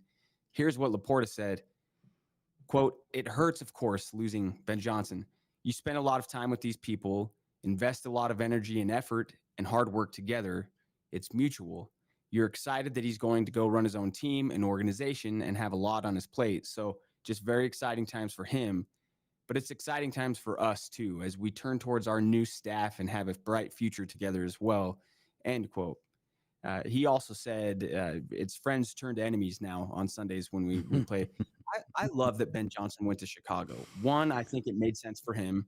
I am the Caleb Williams fan on this show. I believe in his talent. I think that fit makes sense. I hope that they don't do well, but I look forward even more. Somehow these rivalry games get even more juiced up and exciting for me because of the what's at stake, and then the cross familiarity with Ben Johnson over there now. I love that that's where he ended up. I can't wait for those games. But obviously we know John Morton's coming back, and you just don't see teams that are at the top of the league like the Lions were last year, number 1 in yards per game. If you go back, I mean, I went back as far as like 2011. It just doesn't happen where a team is there back-to-back years. There's a new leader every season. So I don't personally expect that the Lions offense is going to take a step back. I think that the DNA is Dan Campbell. I think that the team is still going to have some creative calls. I think they're still going to go for it on 4th down just as often as they did. But question for you, Will, Could you elaborate as to why specifically you express so much confidence in the Lions offense this upcoming season and not being concerned that it's going to possibly take a step back? All right. Well, to answer that, let me kick it back over to the other scene then. It's very simple to me. You have the same quarterback. You have the same weapons on offense. You have the same offensive line minus Kevin Zeitler, which he was a 1-year fill-in. It's been the same offensive line for 5 years. You brought back everybody. You brought back Tim Patrick. And, of course, Dan Campbell's your head coach. This is Dan Campbell's offense. I hate to tell you guys this. Ben Johnson he's a unique talent. I've always been high on the fact that Ben Johnson does a lot of cool little things. I think he gets too cute, which I think this season he might get too cute again with the Bears. I think that Ben added a layer to Dan Campbell's offense. I do. I think that he added a different view, and I think that he added some very intelligent play calling at times. I think that he also made a lot of mistakes at times. And I'm not alone in that bucket. I think that there's plenty of us that believe that Ben Johnson made some critical errors. But this is Dan Campbell's offense that he started in 2021. Dan Campbell did. Our offensive coordinator in 2021 was a former head coach. What the hell was his name? Anthony Lynn. Anthony Lynn. There you go. Now, Anthony Lynn didn't work out, but what you saw was Dan Campbell calling the plays. So if Dan Campbell's calling the plays, the next thing you know, the offense took off, right, the next year in 2022, and then he handed the reins over to Ben Johnson somewhere around week 10 of 2022. This offense was well on its way. There's no way this offense takes a step back. I hate to say this about Morton, and I'm not saying that this is a fact. This is an opinion. I almost feel like Morton is I hate to even use the word puppet, but I feel like Dan is going to be the one controlling the reins here on the offense. That Dan is the one that is largely in charge of what the play calls are going to be, what the week's game scheme is going to look like, and how the offense is going to run. I think that Jared Goff is going to have more of an opportunity to lead this offense from the huddle and from the line. More opportunity to change the play up as he needs to, call an audible, which obviously he has, the ability to do that now. You get a certain select few plays to, call your audibles. I think that he'll have more freedom to do that. I'm not worried about this offense because it's Dan Campbell's offense. Any way you slice it, Dan Campbell built this offense. And he's an offensive genius, in my opinion. He's just not getting all the flowers because Ben Johnson was the one calling the plays. So you think. You have no idea how much Dan Campbell was involved in that. Nobody does. Unless you ask Dan himself, and he's probably not going to answer it the way you want him to. So that's why I'm not worried. Morton, maybe, like you said, maybe not puppet, but maybe he's the vessel. Sure. Right. That's probably a better word. Yeah. All right, let's listen to Sam Laporta.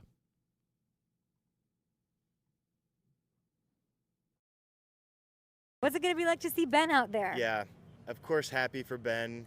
He was one of the big reasons that they brought me into the Lions, and nothing but respect for him. But again, on Sunday afternoons this fall, there will be friends turn to enemies, I guess, like I stated before. That's such a good headline for me. Sam Laporta says, friends turn to enemies in regards to Ben Johnson. I promise I won't do that to you. Okay. I promise. What was it like saying bye to him? That sucks. Yeah, I didn't of realize he course. was one of the, obviously, you were his guy. Right. It hurts, of Yeah. course. You spend a lot of time with these people, invest a lot of energy and effort and hard work together, and it's mutual. You're excited that he's going to go run his own team and organization and have a lot on his plate. So just very exciting times for him, and it's exciting times for us too as we turn towards our new staff and have a bright future together as well. That should have been today's headline. Friends turned enemies. Kay may not do it to you, but I will. In a video that'll probably follow today's show.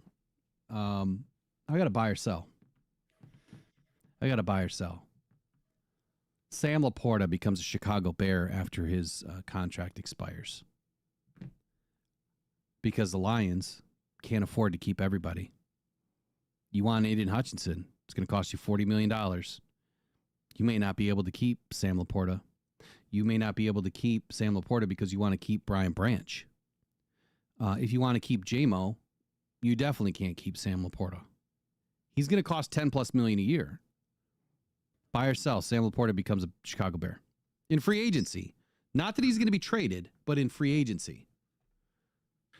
I say sell because he'll go to whoever has the most money. It won't matter whether it's the Bears or not.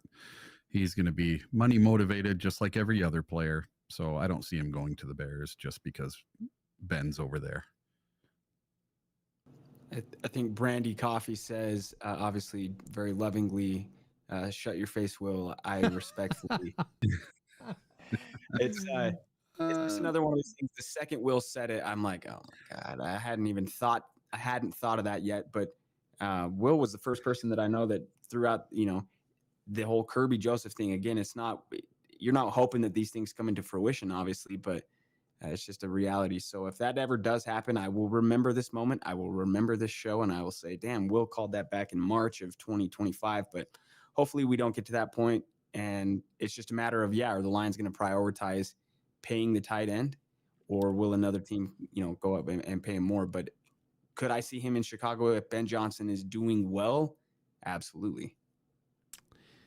Unfortunately, these are the times that we live in, and football players love going to a friendly or frenemy situation.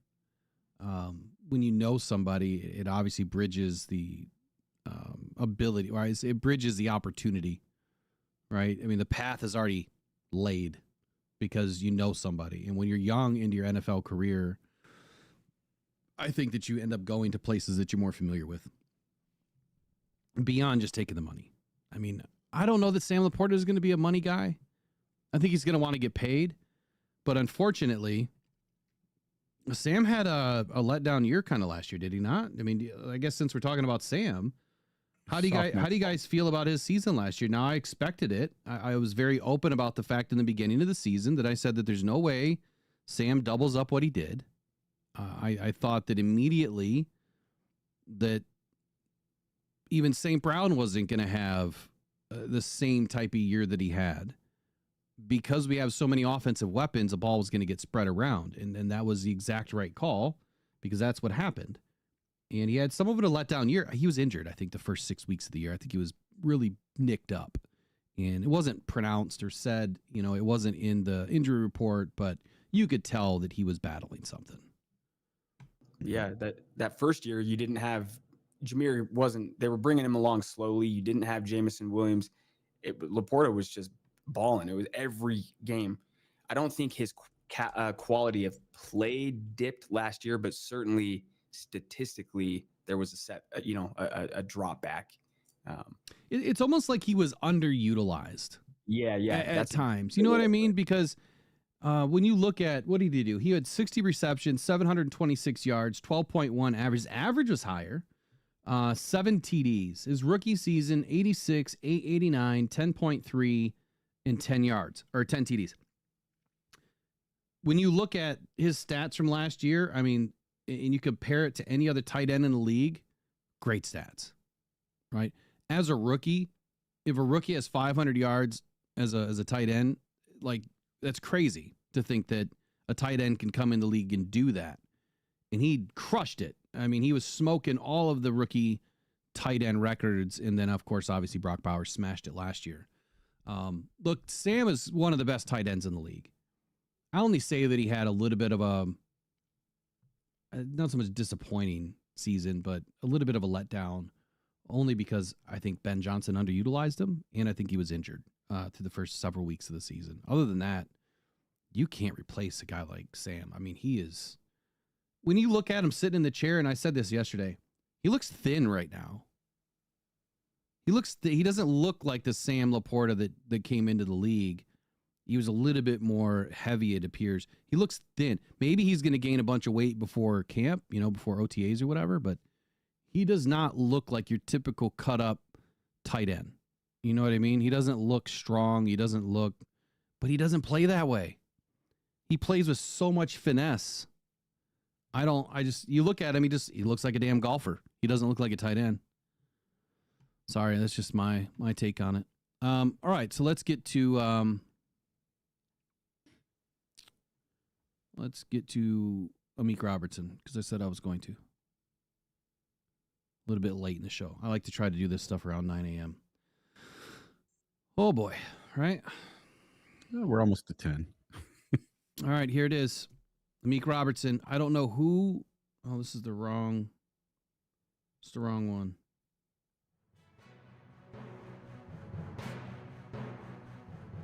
This is still the wrong one. There we go. Buffalo Bills eye Detroit Lions AMIK Robertson in strategic trade to fortify the cornerback position and address the pressing roster needs. Why am I not even in frame? Gosh darn it. Okay. I don't know what's going on today. Obviously, I got some things I got to fix. I'll fix it later. So, like I just said, Buffalo Bills eye AMIK Robertson in what is a potential strategic trade, right? What's being advertised here. Man, this thing is all messed up. Hold on. Sorry. Oh, you're good, man. I was just thinking here a second ago when that video was playing with Sam Laporta and Kay Adams. I just thought, man, I appreciate the production value here that's on the show every morning. These little hiccups, it's no big deal, man. Yeah, it is to me. I don't like it. That's why I'm looking for production management. I'm looking for video editing. So again, mailbag@rockdown.com. I need someone on the show to handle these things. Buffalo Bills eye Detroit Lions AMIK Robertson in strategic trade to fortify cornerback position and address pressing roster needs ahead of the draft. Well, again, I don't know who's writing this stuff, but they're saying that there's a cornerback shortage in a competitive roster for the Buffalo Bills. And the Buffalo Bills boast one of the most well-rounded rosters in the league, yet the notable gap remains at the cornerback position. With only one established starter in Christian Benford, the team faces a critical need to bolster this roster before the draft in April. Who the hell is Christian Benford? Is that even a football player for the Bills? Can anybody look the depth chart up for the Bills for me? Because if I navigate to it, I'm going to lose the. I'll look it up here. That'd be great. So the need for defensive reinforcement, the team ranked low in passing defense. Man, these ads. Let's get rid of these ads. There we go. The team ranked low in passing defense last season, exposing vulnerabilities. Oh boy, what is this doing? There we go. So get rid of the ads, not add more. My goodness. All right, so the absence of a second starting caliber cornerback has emerged as a pressing concern, especially in light of last season's performance. The team ranked low in passing defense last season, exposing vulnerabilities that must be addressed to sustain their competitive edge. Whatever. I don't really care about the Buffalo Bills, but their strategic pursuit of AMIK Robertson, is emerging in form of the Detroit Lions cornerback AMIK Robertson, with indications that his role in Detroit may diminish. This is what stood out to me. Due to expected reduced playing time, Robertson stands as a promising option for the Bills. The prospective trade not only aims to strengthen the cornerback unit for the Bills, obviously, but immediately also aligns with the broader strategy of addressing roster deficiencies ahead of the draft. Whoever wrote this, I can't even say that on air. Buy or sell? They're throwing spaghetti at the wall to see if something sticks. They're not getting it. Sell, sell, sell. Riley? Yeah, I'm right there too. What are you going to give the Lions that's going to incentivize them to move AMIK Robertson? He was an important part of the team last year. He will be an important part of the team again this year. Yeah, I didn't realize that Christian Benford is an actual football player for the Bills. Like, I never heard of that name before. But they have Taylor Rapp at strong safety. They have a 6th round pick? Yeah, Though, Yep. so they clearly need an upgrade potentially. I don't know Christian Benford. DeMar Hamlin at free safety. Dane Jackson they brought in this year at right corner as their starter. Then they have Teron Johnson at nickel. So I guess I'm going to give you both sides of the fence here. The Lions brought in a bevy of corners this season, right, in free agency. Is there an opportunity for the Lions to walk away from AMIK as a cap-saving move? Does that make sense? And are they going to go after a corner in the draft? Like, I think AMIK is, AMIK the Freak, right? That's what I kept calling him last year. I think that he is extremely important to this team, not only from the perspective of his play on the field, but I think that you have to put some value into you now lost Carlton Davis, which he was kind of that vinegar, right? The vinegar that just kind of put that little extra kick into your salad dressing. That was Carlton, man. Like, he was the vinegar on the field. Like, he was getting everybody going. And AMIK was just the bulldog. He was a loud guy. He's just over there just screaming at everybody. I mean, you know what I'm saying. I think that AMIK is extremely valuable because he's now taking the place of Carlton, who's going to be that vinegar, right? He's going to be the guy that is getting this team, amplified on game day. He's going to be the guy that's talking on game day. And he has the experience that you need in this cornerback room. Now, DJ Reed also has a ton of experience. The rub for me is you brought in Avonte Maddox, who could definitely play down in the nickel position. You still have Brian Branch that can play in the nickel position. So are they considering a cap-saving move with AMIK Robertson as a trade to add some draft day capital? Eric, you said sell. Riley, what did you say? So, yeah, I think and everything you're talking about there, he's got experience on the team. It's the style of play. It's his leadership. It's his personality. I just don't see why they would feel like they are a better team with that not on the roster. I'm in the same position, man. I don't think that you walk away from AMIK, but I will say this. If they do, I think it'd be a terrible move. I mean, what are you going to get for him? A 4th-round pick? Maybe? And I'm not trying to say he's undervalued, or I'm not trying to say I would undervalue him, but what are you really going to give up for AMIK Robertson? His contract. Did you guys remember when in the playoff game, and that's actually the photo there when he's walking off, and we all knew, oh, it's broken. He's out. Yep.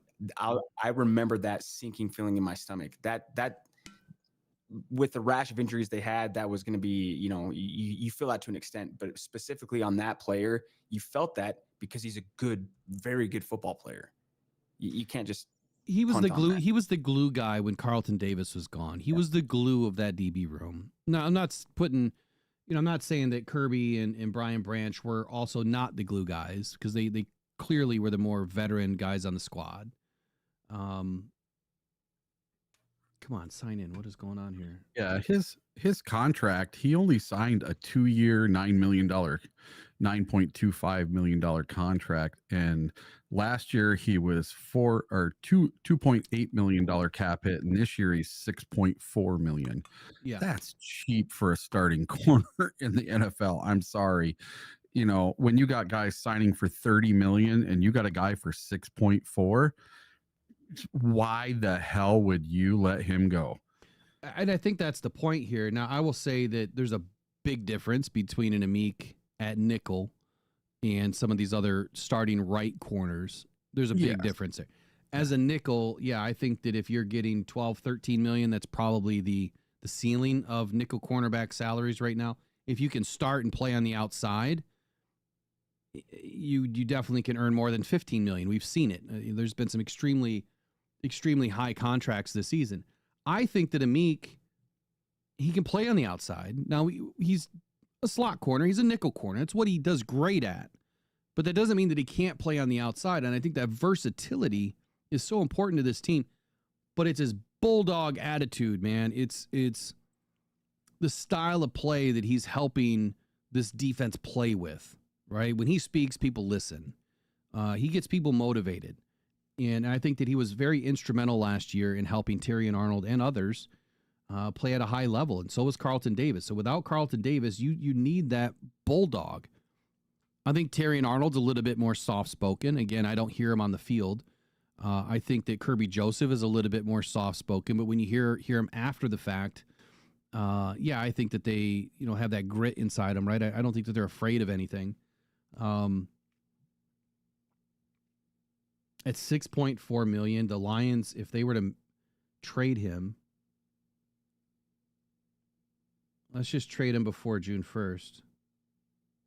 And this is the last year of his contract also. Right. I'm very surprised there's not a bunch of void years and all that. Nothing. Yeah, so if the Lions are to trade him at the draft, they would save $4.75 million. They'd have a $1.65 million cap hit. So what are they going to do with $4.75 million that really moves the needle to lose a guy like this? Now, if they were to trade him after June 1st, it would be the exact full amount. They would save $6.4 million if they traded him after June 1st. So they could trade him and designate him a post-June 1st release. Again, I've never had this answered. I don't know if you can trade a player to a team, designate a post-June 1. No, that wouldn't work. You can post-June 1 release the guy, not a trade. Once you trade, a trade is a trade is a trade is done. So they'd have to trade him after June 1st to save the full amount. But if they trade him before June 1st, they'd only save 4.75, which is more than 3/4 of his contract. Do you tell me another guy for $6.5 million is better than AMIK Robertson? All right. I got something for you. Week 18 of the 2024 season, Justin Jefferson comes to town, and AMIK Robertson locked him down. Where are you going to get that for $6.4 million out of anyone in the NFL at cornerback? I just don't think you're going to get it for that price. There's no way that this trade goes on unless they're stupid and offer a first-round pick or something. Yeah, which is not happening. He's not worth a first-round pick. No. He's maybe worth a fourth, but I would say it's probably a fifth or a sixth, leaning towards a sixth. We just got a $4.99 super chat from Maureen. So Riley, what is your take on this real quick? Yeah, again, just I think we kind of have summed it up well. Everything that Brad Holmes is doing this offseason, if all of a sudden they just turned and traded AMIK, I'd be confused. Honestly, my thought would be, well, that injury is somehow worse than we thought. That's taken a while to heal, which we know he's already posted progress, that he is making good recovery. I think that he's too valuable of a player and leader for the team. We want these guys to come back. We were talking about Sam Laporta. That's one of the guys where you're saying, okay, Sam, he may not even be as good next year statistically as he was as a rookie, but you want him to be better than he was in year 2. Those are the things that are going to make this team continue to be, an NFC North winning team, Super Bowl contending team. I don't see how trading AMIK Robertson makes you better. And this team's not in a state where you're making anything. No move that Brad Holmes is going to make is going to be a move that makes the team worse, if that makes sense. They're not in a rebuilding mode or anything, obviously. So I think AMIK Robertson was signed for a reason. I think the reason he was signed is still the reason he's on the team and will be on the team going forward. So I seen something in the chat, extend him or trade him. I think that I would be more inclined to extend AMIK than trading him. I think that his value is, it's more to the team than it's not. The problem is they need to extend the players that they're identifying as their core. And if you were to extend AMIK right now, I think that will hamper other extensions. So I think that they're going to try to get everybody else done first. And then depending on what they do in the draft, if they have not brought in another corner that is AMIK's replacement, then you might see, another extension, 1-year extension added to his deal. Big shout out to Maureen. Appreciate you in the $4.99 super chat. I didn't see a message or anything. I see what is that? A dancing, what is that thing? Is it a chicken? Yeah. What the hell is that? Then we just got another one from Michael Garrity also. So big shout out to you, Maureen. I appreciate you being part of the mod crew. And big Spartan game tomorrow, right? Or is it? No, it's Friday. Big Spartan game on Friday in the Sweet 16 against Ole Miss. Ole Miss can just not, they just can't leave me alone this year, right? Ole Miss was the last team the Spartans played, I believe, or the last time that Ole Miss was in the dance, they lost to the Spartans. So, but Ole Miss, man, they're everywhere in this draft. And now Friday night, it's going to be a very tough matchup for the Spartans. But big shout out to you. Let's do this. With the 18th pick in the 2023 NFL Draft, the Detroit Lions select Jack Campbell, linebacker, Iowa. Okay, and then Michael Garrity, big shout out to you, buddy. Appreciate you. Again, he says happy birthday to Eric. One more time, big happy birthday to Eric. Happy birthday to you. Happy birthday to you. And no, I can't sing, but happy birthday to you. Here we go. Detroit Lions select Amon-Ra St. Brown, wide receiver, USC. One pride, baby! Yeah! It's exactly why I'm not worried about Brad Holmes, and I'm not worried about this draft. I think that he's going to hit so well in this draft, it's not even funny. What do we have for the rest of the day? We got AMIK, we got Barry Sanders. So Barry Sanders had a couple of things. We'll finish with Mekhi Wingo and get out of here. Riley, how you doing on time? Yeah, I'm good. I can go as long as we're rolling today. Oh, that's right. Today's Wednesday. Okay. Yep, we're good. I don't even remember where I'm at today. So, Barry Sanders had a lot to say about the revival of the Detroit Lions. And matter of fact, this just came out the other day in an article about the turnaround, which I don't know why the link is not showing up, but says one of the best NFL stories the past couple of seasons. Detroit snapped a playoff win drought that spanned over 3 decades and then just capped off a team record 15-win regular season. Again, you don't do that without drafting well, right? You don't do that without assembling a very good roster from top down, but also the coaching staff, right? The men and the women behind the curtain, as I like to say. The Chris Spielmans, the Mike Disners, and you know, everybody, even Sheila, right? Everyone on this squad.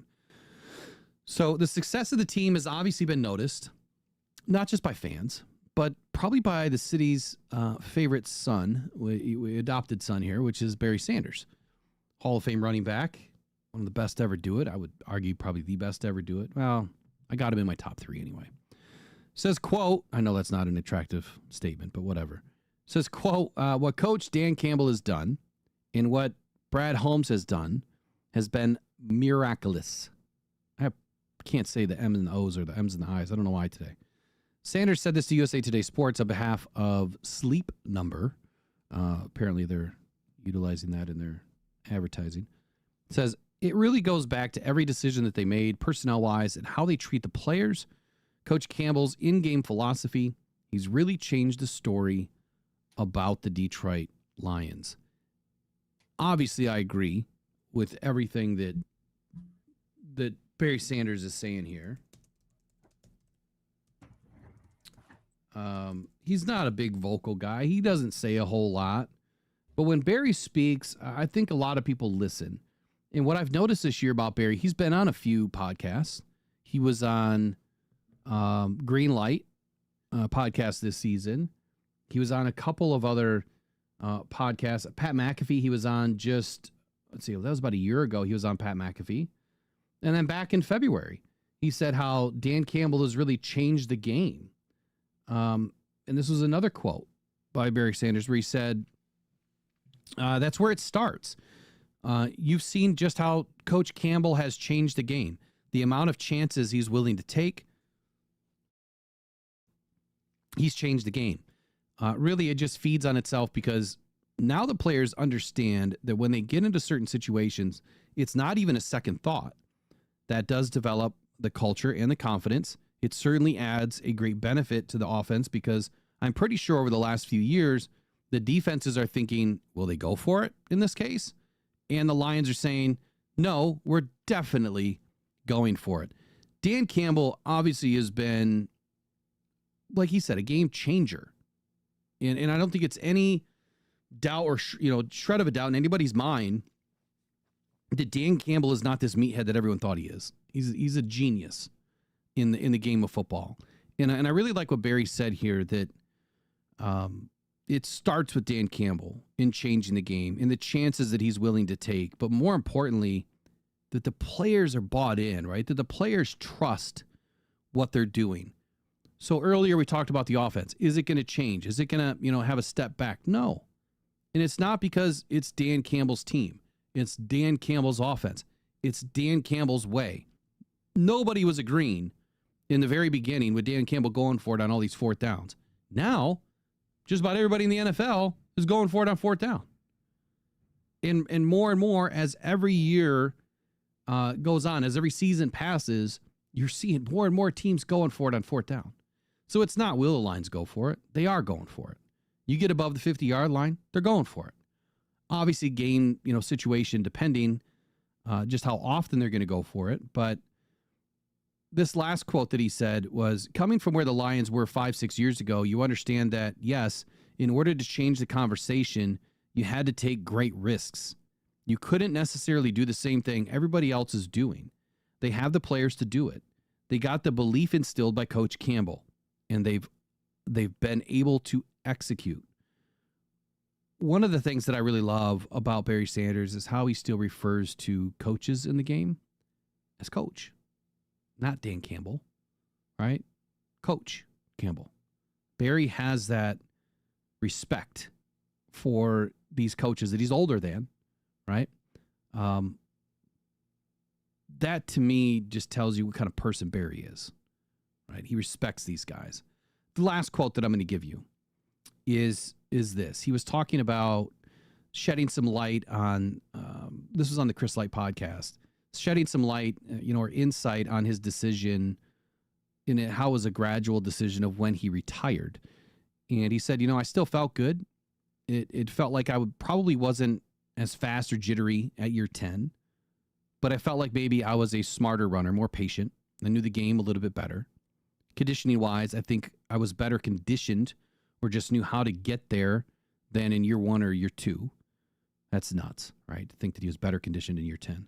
I just think over the last year or two, feeling like I don't know how much longer I can go for it and stay in the game and do all the little things to stay on top and really have a purpose, have a real chance to win.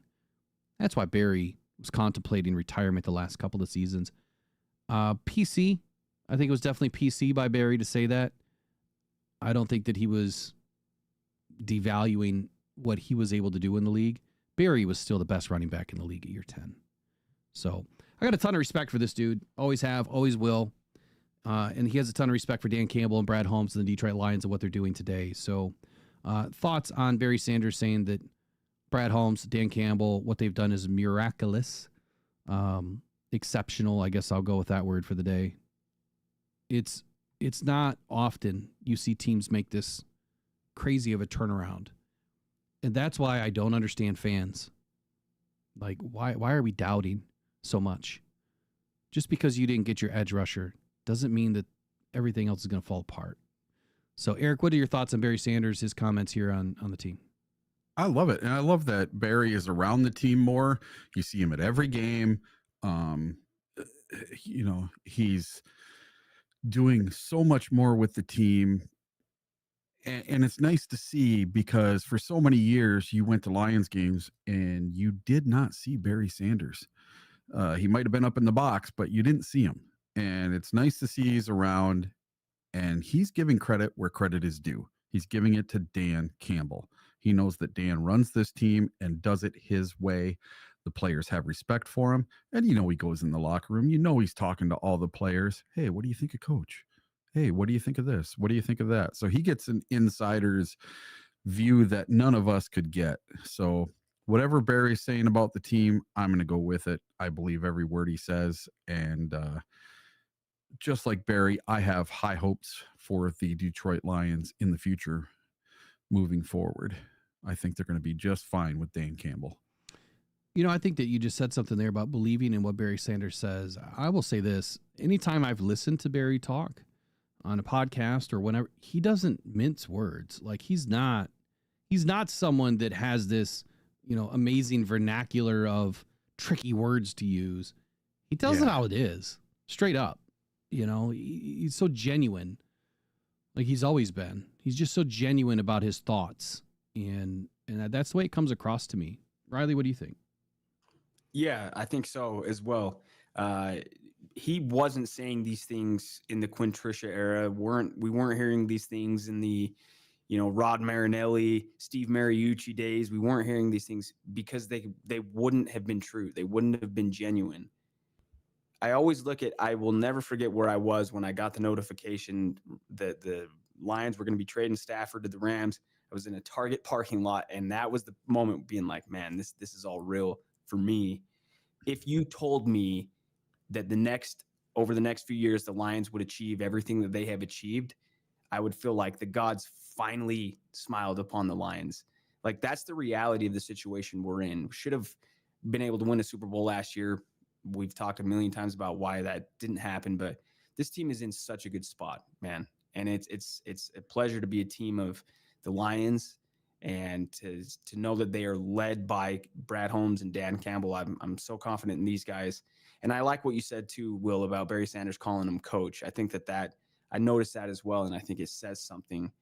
It's just a matter of being respectful towards, the position. And I mean, what Dan Campbell has done for the Lions so far is it's miraculous. But the great thing is he's not content, and I guarantee this team isn't content either. They're going to keep going. Yeah, I think so too. I can't remember, Eric. Did you have anything on Lions today? Anything else? Not to add? much. I don't think it's kind of bleak out there. Yep. So Riley, let's finish with Mekhi Wingo. Why is Mekhi Wingo going to be special in 2025? Yeah, that's going to be a great question. So, look, we're all looking forward to the return of Aiden Hutchinson, Marcus Davenport. Eventually, we'll get Aleem McNeil back. All those guys are going to come back to this defensive line. But there's one player in particular who also went down with injury last season that'll be back, and that is Mekhi Wingo. Wingo's personal defensive line coach, Brandon Tucker, said, quote, "Mekhi is going to be special. He'll be special." So he doubled down on that. They saw flashes of it, especially in practice.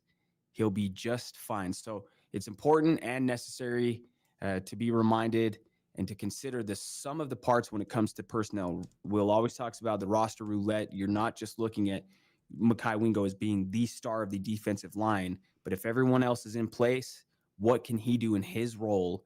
Look at the big picture. So this team is not relying on Wingo to be the best defensive player. They instead need to see him in his role and ideally have everyone else in their respective role. This defensive line is going to be just fine. Will, you've talked often about the sum of the parts, the whole unit as a whole, the individual players, but can you refresh our audience? What are your expectations for Mekhi Wingo? What are your thoughts on him as a player, and what do you expect from him in 2025? So Mekhi Wingo, one of the most important things that I could say about Mekhi Wingo is coming out of LSU, he wore number 18. And number 18 is a very valuable number for LSU. Hold on one second here. It's almost sacred. It is. It is a sacred number. So the history of, I guess I'll start there. The history of LSU's number 18 and why you have to be a worthy candidate. Worthy, I think, is an important word to describe, why number 18 is so important. But the prestigious jersey number 18 will be given to an LSU Tiger every year that is a worthy candidate of carrying on the tradition. So a player who is deserving both on and off the field. It's an honor that Brian Kelly doesn't take lightly when distributing. He's done his research and understands the significance of the honor of number 18 at LSU. Quote here by Kelly is, "The number 18 is the player who brings all those traits of someone who leads in an extraordinary manner. The attention to detail, the great focus, represents the program in a positive way in the classroom, in the community, and on the field. There are a number of worthy candidates to represent the number 18 jersey in the fashion that the program is looking for, but 3 certainly stand out from the rest. Number 1, in 2023, there was a trio of Tigers who could wear number 18. Josh Williams, running back. Williams was the epitome of an LSU Tiger in his dedication to the program that shined bright during his time in Baton Rouge. He was a leader. He became a leader of the Tigers in a time of need. There was also Mason Smith, defensive tackle. Mason Smith was gearing up for a season of revenge after missing the 2022 season with a torn ACL. He evolved into a player that this program fell back on consistently in a time of need, again, when they needed leadership. The mindset following the injury for him was a dedication to his rehab, the process, obviously the love for his teammates in the team, but the definition of a player that could wear number 18, Smith was a candidate. And number 2 in the Tigers who we could see wearing the jersey in 2023. And then there was Major Burns, who was a safety. Burns had faced adversity time and time again throughout his time in LSU. It's been a battle in getting the Louisiana native on the field after facing the injury bug during most of his time. But his response following the injury has been what has shined bright for him. So there's been a numerous amount of players that could have done it, right? You had Tre'Davious White back in 2016. J.D. Moore, 2017. Christian Lacoutiere, 2017. Foster Moreau, 2018. Clavion Chason, 2019. Lloyd Cushenberry, 2019. Chris Curry, 2020. Damon Clark, 21. Avery Atkins, 21. BJ Ojulari in 2022. And then, of course, you had your Mekhi Wingo. And Mekhi Wingo is a leader on and off the field. He's someone that took adversity head on. But his leadership, a player who embodied a strong leadership, attention to detail, positive representation of the program, dedicated to his work on the field, but also in the classroom, which is something that they don't take lightly, is exactly why Mekhi Wingo earned the opportunity to wear number 18. So from a historical perspective and the perspective of what Brad Holmes looks for in football players and what Dan Campbell expects from his football players, number 1, you have to be in love with the game of football.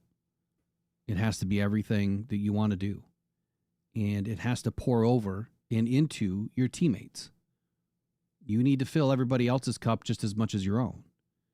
And I think that these are the exact reasons why Brad and Dan have been so successful with taking some of these maybe lesser known names, if you will, that have turned out to be exceptional football players, or finding some of these more well-known football players that slip in the draft. But Mekhi Wingo in 2025, I think that he is going to have a special season on his way back, right? I think it's going to be a tough season for him. But I think it's only going to be tough because he's coming back from an injury.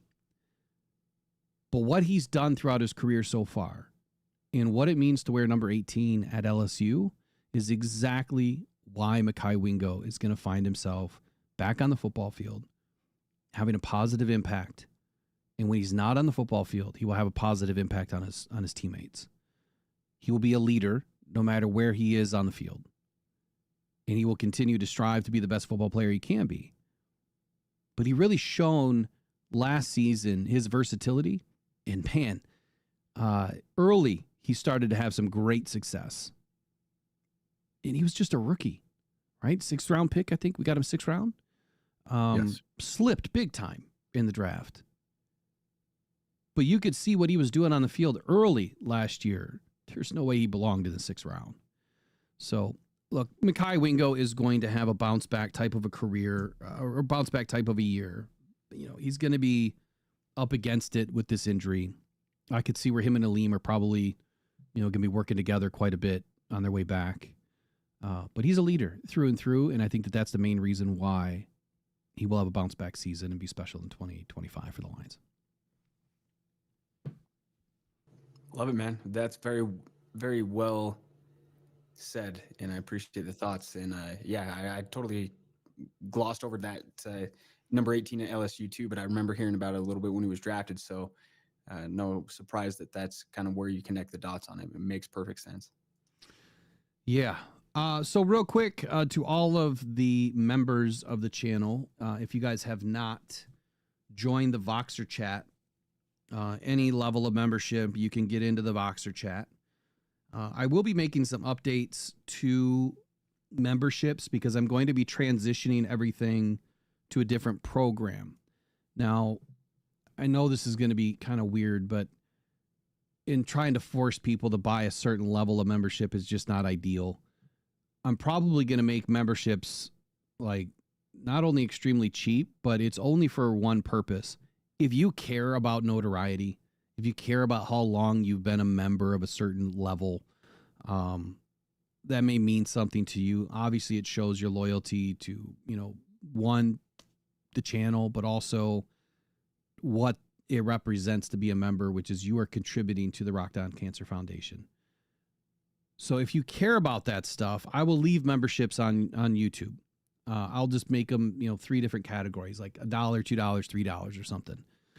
And more importantly, off program into the other program that I'm going to be utilizing. That's where the memberships are going to be for, like your elite membership, the coffee boxes and things like that. We're going to make a few other ones. It'll also include some other things, but I'm going to transition, and it's because YouTube whacks you 30%. And I don't think that's fair to the Rock Down Cancer Foundation that we're getting whacked 30%. And YouTube doesn't have a good way to do anything different. So I'm going to transition here soon. I'll be working hard today on the, as long as my store gets approved, it'll be up soon, which we'll be able to link it here to the channel. It should be approved. It's just taking time. So anyway, there's that bit of news. Again, as far as members and that, there will be some changes. I'll try to do the best I can. It may not make any sense, but I'm going to do the best I can because it's hard to maintain 3, 4, 5 different programs that we're utilizing now. But to fit it all into one box, and I know a lot of people do care about their membership loyalty and that on YouTube, and we do too, because it helps us to track, like who's doing what and how long they've been there, so that we can get out, the 6 month. The 6 month prizes or gifts, if you will, for being a member. Anyway, final thoughts, Eric. What do you have to say about today? It's your birthday. Hope you enjoy your big 50 today. So I have something very unique for my last 30 seconds today. And you're going to like this one. All right. Especially since you were having a fun time with the word miraculous today, saying miraculous. I can't say it. Okay. All right. So we have something that I'm going to tell you that my wife put in my head, and now I cannot quit saying it. Okay. So this is for everyone, especially you, Will. You're going to love this one. So everybody knows the word microwave, right? Microwave. So I was sitting on the couch, and my wife has me watch this a video, a 30-second video, and she's like, this is going to be stuck in your head all day now. So it was a lady on a cooking show, and she's making some food. She's preparing this soup or whatever, and she opens the door to the microwave, and she's like, all right, so we're going to prepare all this, and we're going to put it into the microwave. So the microwave is what she kept saying, and it got stuck in my head. So every time I had to like warm something up yesterday or use the microwave, I was like, I'm going to go put this in the microwave. So the microwave is how she said it. So you'll never be able to say microwave the same way. Microwave. That's funny because yesterday we were talking about, now I forget who put it in the chat, but it's almost like the marshmallow test, right? There's some, people that want to put their frozen dinner in a microwave for 60 seconds and call it good. And then you have, the really good GMs or, like Brad Holmes that are willing to grab the fresh ingredients and cultivate a really good, dinner from scratch. Yeah, it might take you 3 hours, but that first bite is going to be amazing, right? And I think that the first bite that we've had from the Detroit Lions was 2022, Week 18, Green Bay, snow, beating them and kicking them out of the playoffs, a game that we should have entered the playoffs for winning, and we didn't. That was the first big bite that I think that we were able to have and enjoy from Brad Holmes in what he's been able to produce so far. And since then, man, it's been like filet mignon this week and bone-in, cowboy ribeye this week and tomahawk ribeye at the NFC Championship game. It's amazing watching what this team has been able to do in such a short amount of time. And that's what you guys have to realize.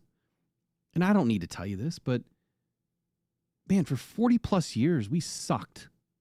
Maybe longer, right? We had a few good seasons here or there. We had some players to be happy about. We had some good times, some great games. What was it? What did Calvin Johnson went off for like 330 yards? I think it was versus the Cowboys or something. I think it was that game.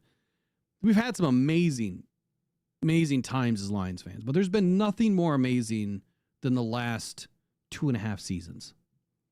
And I mean 2.5 because it was the last 9 or 10 games of 2022 that went in a different direction, finishing 8-2. And now look at where we are, right? And the fact that we've been able to turn around, let's call it 60 years, really, from 1957. 60 years we've turned around in a microcosm of that is 2.5 seasons or even 4 with Brad Holmes. It just doesn't happen, right? Even if you've had the last 2.5 seasons that we've had, in the last 10 seasons, that's still really good. So put the value in what's on the field, not what's done in free agency, because we could go around the league all day, and the teams that win the headlines in March are not winning football games in February or even January, typically not even in December when it really matters to finish out the season. That's my 30 for the day. Riley, what do you got?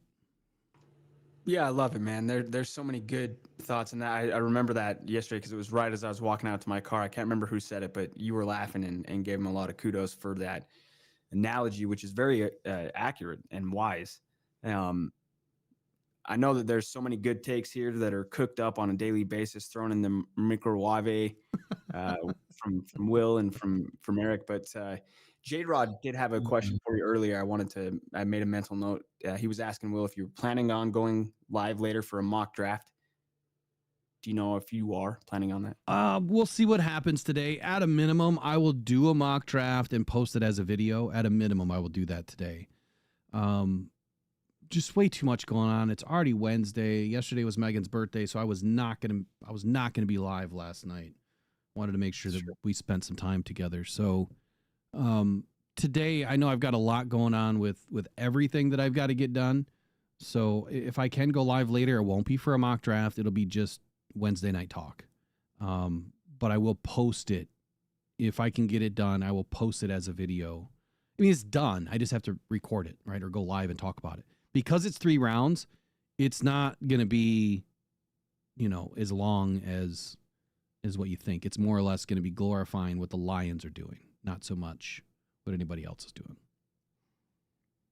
Yeah, perfect. Yeah, I just wanted to make sure I didn't overpromise and underdeliver for J-Rod. Told him I'd make sure I asked, but I know the chat's going quick. But another great show today, guys, and happy birthday to you, Eric. You're awesome, man. Will, you guys are, you guys know how I feel. Love this community, love this channel, and appreciate everybody doing those super chats today and contributing. Just it's great to see. Yeah, Riley, I sent you are you able to stick around for 30 or are you busy? I have a doctor appointment, but I'll be back within a couple hours. I'll text you. Yeah, just let me know. There's a couple of things I wanted to get handled. For sure. So I'm going to start working on the big board today too. That's the biggest part of my day. I've got to get my big board laid out for the draft. And it's going to take a long time. So I've got to get working on it now. Otherwise, it may not ever get done. I have a great idea. I will be doing my top 15 edge rushers.